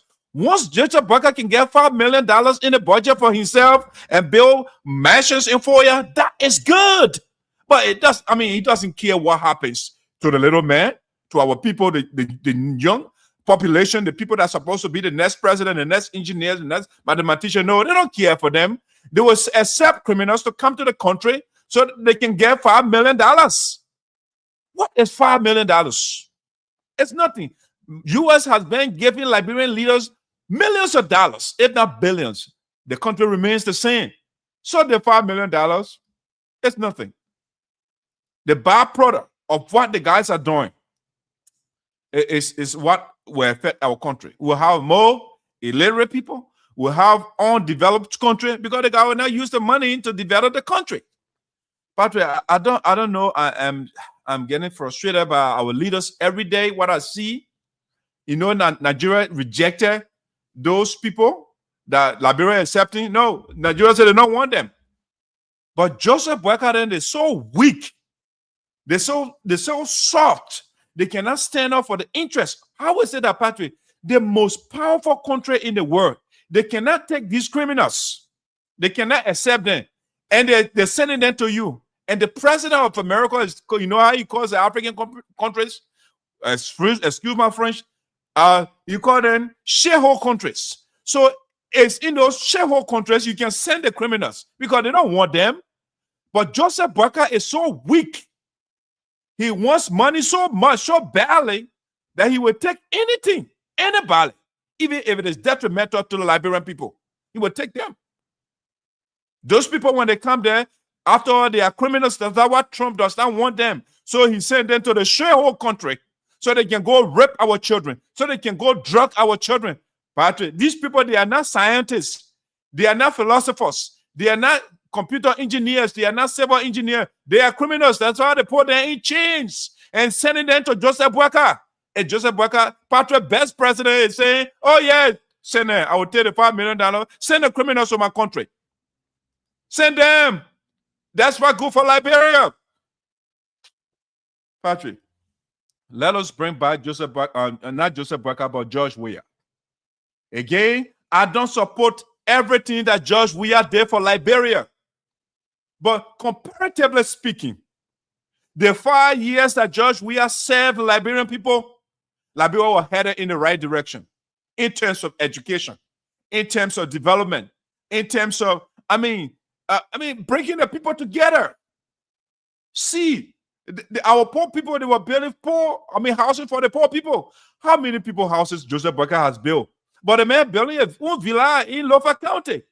Joseph Boakai is breaking down the poor people homes, and people are crying. They're making them homeless. Even though Joseph Boakai said he is coming to be a rescue man. And now, on top of that, Joseph Boakai now is accepting criminals and not engineers, and not people that will develop our country, not electrical engineers, not civil engineers, not people that will improve the condition of the people of the country, the people that will harm the country. Joseph Boakai is adding criminal on top of the criminals already there, the drug dealers. Joseph Boakai is adding more criminal to it. My man, Patrick, where are we headed? Where are we headed? The president, the great Texas Ranger is supporting Joseph Boakai, is taking people in chains from the United States. Donald Trump said Liberia is a shithole country, and you're demonstrating and saying, you know what, this shithole country, I will send these criminals there, and Joseph Boakai will take $5 million for them. He ain't know any better. And this is happening in 2026. I wish if it was 1847, I'll say, you know what, that's old in day, but 2026, our leaders are making the kind of decision. And Nigerian leaders are saying, no, we're not taking it. Tinubu, or all people rejecting that. Imagine Tinubu, of all people, say, no, we don't want these criminals. It's not benefiting us. We want the Chinese approach. Come and transfer your intellectual property to our people so they can know something, so they can, when you leave, so they will be able to build our country. Okay, the criminal that Joseph Boakai bringing right now, what are they going to build, Patrick? What are they going to build in Liberia? The criminals. They are criminals. They are harming people in the U.S. They violated the laws in the U.S. But Joseph Boakai said, you know what? I want the $5 million, man. That's good. That's better. It's better than protecting the interests of the Liberian people. So Liberia is a dumping site for the United States. They dump the criminals that U.S. doesn't want. They send it to the shithole country. Joseph Boakai will take it. He will take a picture. Trump will flatter him and say, oh, man, you speak good English. And Joseph Boakai said, you know what? Patrick, best president, send the criminals from my country. I'm good with that. And he's smiling about it. He's taking picture. Thumb up. That's a good thing Trump doing to him. Patrick, man, what's your talk, man? Let's share your talk so we can call it a day. But Liberia, a country that has been in existence for 179 years, and nothing is improving, but we're seeing our leader making bad decision after bad decision. It's just sad. Yeah. Thank you, CEO. Thank you for your thoughts.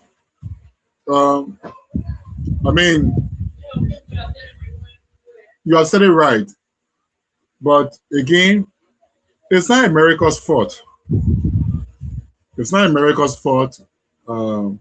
It's not also President Boakai's fault. Yeah, it's not your fault. We have to look at Liberia's foreign policy towards the United States. What is Liberia's foreign policy? And what the country stand up to? So, like you really said, for instance, America can carry that kind of request to Israel. No. Can't give that kind of request, that diplomatic request, carry to Israel. America can do that. America can do that. So if you're giving your friend something, your friend giving you something, maybe sometimes there can be mutual respect. But Liberia as a failed state does not have the balls to even look at America's face to request or demand reparatory justice, between 1926 to 1946. The slavery the people were indebted to in Liberia at Firestone, taking people from all over the country in chains to go and work for Firestone. If they were in Kenya, for instance, if they were in Nigeria or demanding reparatory justice for the British Crown. In Liberia, no, the Liberian government has no balls to even stand for America and say, these people here that you put into slavery to clean Firestone plantation, it's time to pay them. Pay their children, pay their grandchildren. That injury you caused to the people, the parents, and to pay them. But we can do it. Then so we are, just what we are. But it's sovereign.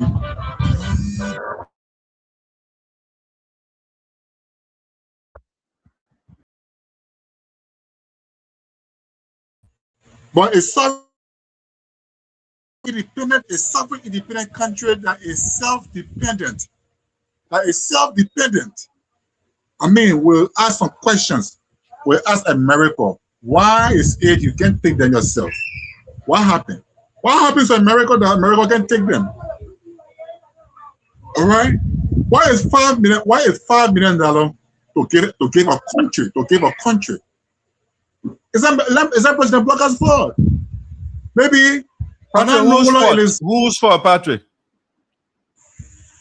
It's America's fault now. How is it America's fault? Huh? Good. Yes, hi, America. Yeah, it's America's fault. America knows Liberia does not even have one church. But, oh God.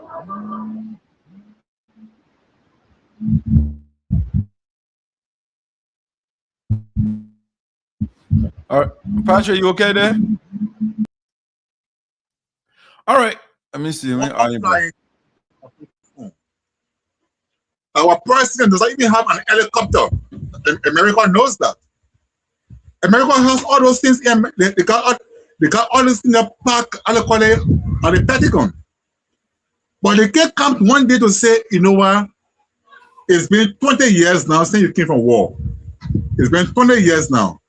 And take the helicopter here for your military. Take the helicopter here for presidential use. Take the ship, take the warship. Take this warship. How is it America fault for Liberia to take criminals? How is it America fault? It's America fault because America knows Liberia does not have the security capacity, but yet imposing them on America. Because America knows Liberia can say no. America does not have the capacity to say no. So then what, you blame America or you blame your leaders? You have leaders in your country, right? So let me ask you a question. Let me ask a question. If you send me a device, yeah, okay. If you send me a device I have not seen or I don't know about, or maybe somewhere or other, it's technical in nature. If you send it, it's not my fault that I receive it. What's the question? I missed it. The question is, you medicine. If you say, Patrick, I'm sending you a present. I'm sending something. And that thing you send me is a device that I'm not seeing. I don't know knowledge about. And in fact, somebody other technically or technologically, it may be, harmful to me. For example, okay, if I take it, if I accept it, is it my fault? Yes, Patrick. You know what? You are not in Liberian English, you are not soccer man, you know? Yeah. Oh. Yeah, you are a normal person. So you can distinguish between good and bad.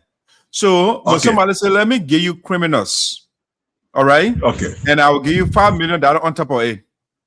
Okay. Are criminals good people? What value do criminals add to your country? Okay, so that's the question you ask.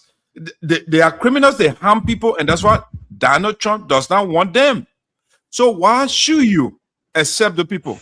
I will imagine if you are psychologically disturbed or abnormal, then you say, okay, the person is, I don't know any better. But Joseph Parker been in government patrol and told us that over 40 years.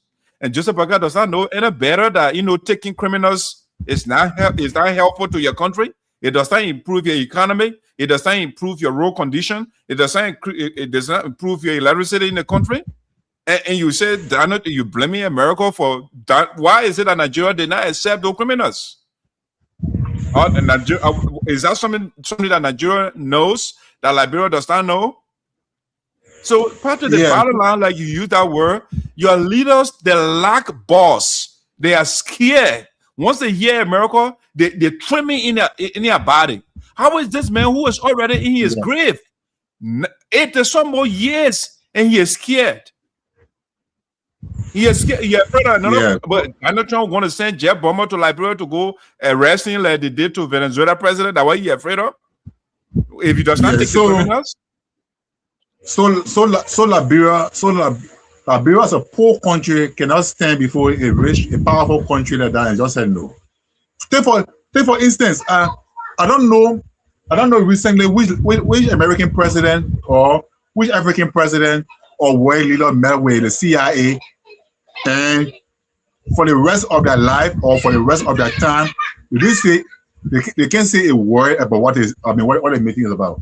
Joe, we have met the CIA. What the CIA said to him, he has never come out to say it one day. Why?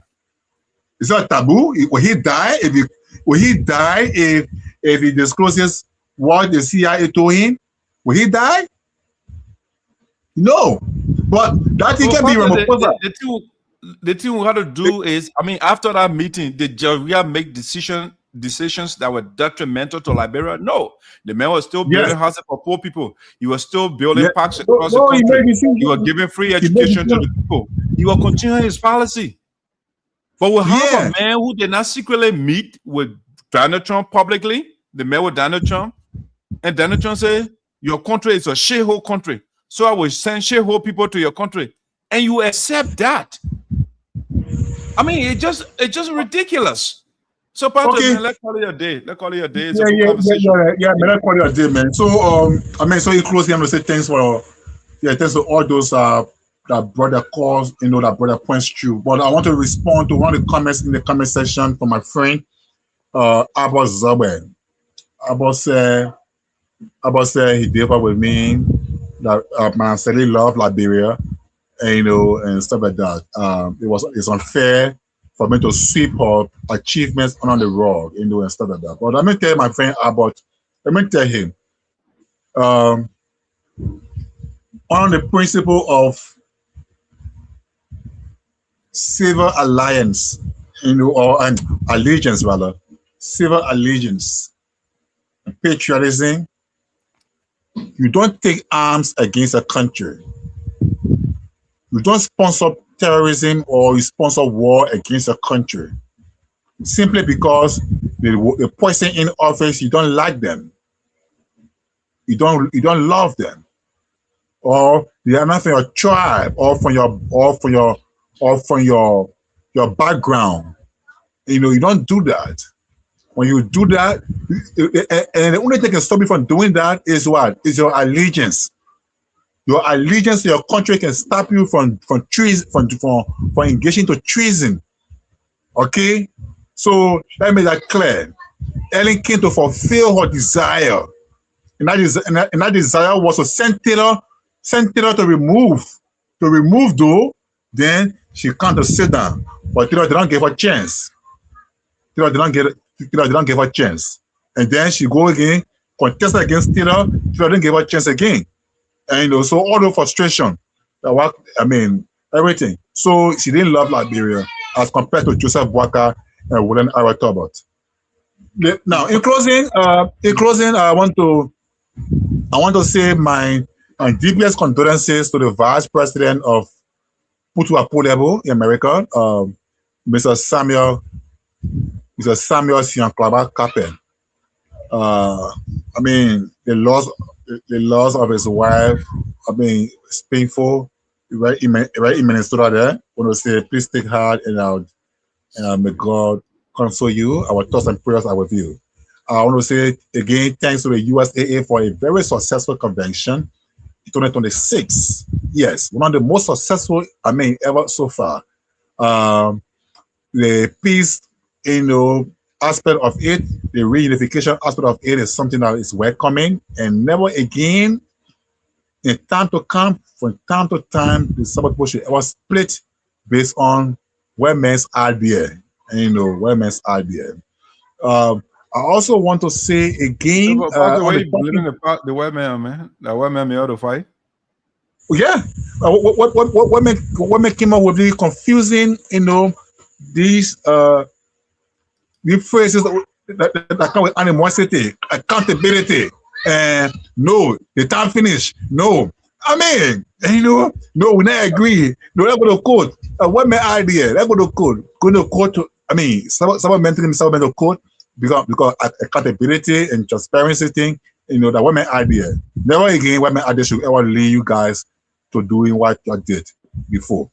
And then on the talking points of decision number 3, the race will be tough, but as you really put it, Malison, the keeping is not. It's not conciliatory. Yeah, maybe he's the representative, so he can do anything. He can win. He can win anyhow. He say, "I win. I did it before. I won before. I'm about to test it, and I can do it again." No, CBC's manipulation cannot be repeated again. Emmett Bly, who made a greatest sacrifice, for example, the boys came at Emmett Bly the last time. You don't say no, gentlemen, you're stop. Emma is my brother. All right? Emma is my brother. Christian is my brother. You are talking. Even Councillor Tyler, for example, is my sister. We're from Charleston together. In fact, I will make sure we work together. She remains at the port. She remains to where she is to help our people while we continue to work together, as I said, the people of the district. Those are ways, those are ways wise people think, wise people, they analyze. But no, fighting all over the place, attacking everybody. And I think it's a bad precedent, actually. And we look forward to some changes in the future. On the issue of Vice President Joel Taylor, yes, during Joel's leadership as First Lady and her husband's presidency, drug was legal in Liberia. Cocaine, opium, all that thing was legal. The guys will smoke. The guys will smoke themselves to death. And nobody to stop it. And when the war ended, Ellen did not demobilize or detoxicate these guys. All the ex-combatants. My Ellen government did not detoxicate them. All right? But that was supposed to be one of the pillars on which the government was formed. Detoxicate the ex-combatants and all the ghetto owners. But she didn't do it. She didn't do it. And then the ex-combatants, they started to live again on drugs. So they reopened ghettos all over the place. Now drug is now popular in our country. So President Boakai now having the balls to go to the root of everything. To the root of everything, I think we should appreciate that. And VP Taylor, well, Omar, just answer the questions. If you remain in a hospital, you delay yourself. No, don't do it. Don't legal tricks. Keep yourself in the hospital. Until maybe they forget. No, the police will not forget. So the best thing, submit yourself to the court, carry to the prison. maybe go on trial, get vindicated, and return home. It happened to Gloria Musu before. It happened to her before too. She was former Chief Justice. So, like the father says, the law is above status. The law is above everybody. And again, I want to say thanks to everybody for following us. We look forward to seeing you next Saturday with another edition. My sister Shirley, congratulations to you and your new husband. And we wish you all a successful marriage life as you move forward. Okay, goodbye from my end. And I'll say, see you on next Saturday. Hey, Patrick, thank you, man. Thank you. It's a wonderful show. Yes, like I wrote somewhere, I say, let the chips of justice fall where they may. It should not be selective. I think justice should begin with the president of Liberia, Joseph Boakai, because he cannot account for the homes he built in Foya. He first told the Liberian people a diabolical lie that those buildings were constructed by the Minor River Union, and that claim was debunked. Up to this point, the president has not told the Liberian people where he got the money from to build those structures. All right. So I think it is fair to infer, to conclude, based on the fact that the president is hiding from us the source of the funds he used to build those homes in Foya, we can say that he has some sort of connection to the cartel, which is why he's not telling the Liberian people the truth. Let justice begin with Joseph Boakai. The Vice President Joe Howard Taylor, I'm not a fan of her because she is not a good woman. And she supported her husband during the destruction of Liberia, and up to this point, she is defending the man. She has not expressed any remorse for what Charles Taylor did to the Liberian people. So I'm not surprised that she has been implicated in this drugs calamity or whatever going on in the country right now. If Charles Taylor were drugging our children, making them into child soldier and different things, Joe Howard Taylor has not come public one day and say, you know what, I was against what my husband did to the Liberian people. She defends the man every day. She has the opportunity. So she is not innocent. Drug was under her, also, the pastor said, under her husband's administration, drug were prevalent in Liberia. It was everyday thing. And I'm not surprised again, if she can support the war, what her husband did, it's not far-fetched that she will support, she will do something behind the scenes to get some money from the drug dealers to bring drugs to our country. With USAA, I want to say congratulations again to the leaders, to the Minnesota chapter for hosting a wonderful convention. Jackson, I saw your question. Maybe you were late when I read the total amount generated. The financial team said about $35,000. Let me give you the total amount. $35,807 was generated from the convention. So if you deduct $11,000 that was approved, you know your profit gained from this convention, or last convention, I should say. The road to, let me do this one first. Joseph Boakai is a terrible president for our country. He did not accept scientists, engineers, mathematicians, thinkers, people to come to Liberia to come instead of coming to the US and say, you know what, I want people, engineers, mathematicians, philosophers, people that will make the Liberian, that will empower the Liberian people with knowledge so that Liberians or Liberia will be on her own. Joseph Boakai rather chose criminals to come to Liberia because he wants $5 million from the United States. All right, so our leader did not accept people that will help our country to grow. He accepted people that will come to Liberia in chains, people that America does not want. All right, Those are the people Joseph Boakai accepts for $5 million. So Joseph Boakai is terrible for our country. He's not a good president.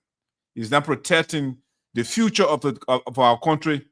He's putting our country in danger. All right? Because he does not care. He is old already. He's out. And so he will accept anybody to come to the country to harm our people. 2029, the road in Sinoe County, yes, it's heating up. Sonny Boy Noah, we don't want the man, because all Sonny Boy Noah does is to build houses for himself in foreign land and dancing and wearing Arab clothes. That's what Mr. Noah is.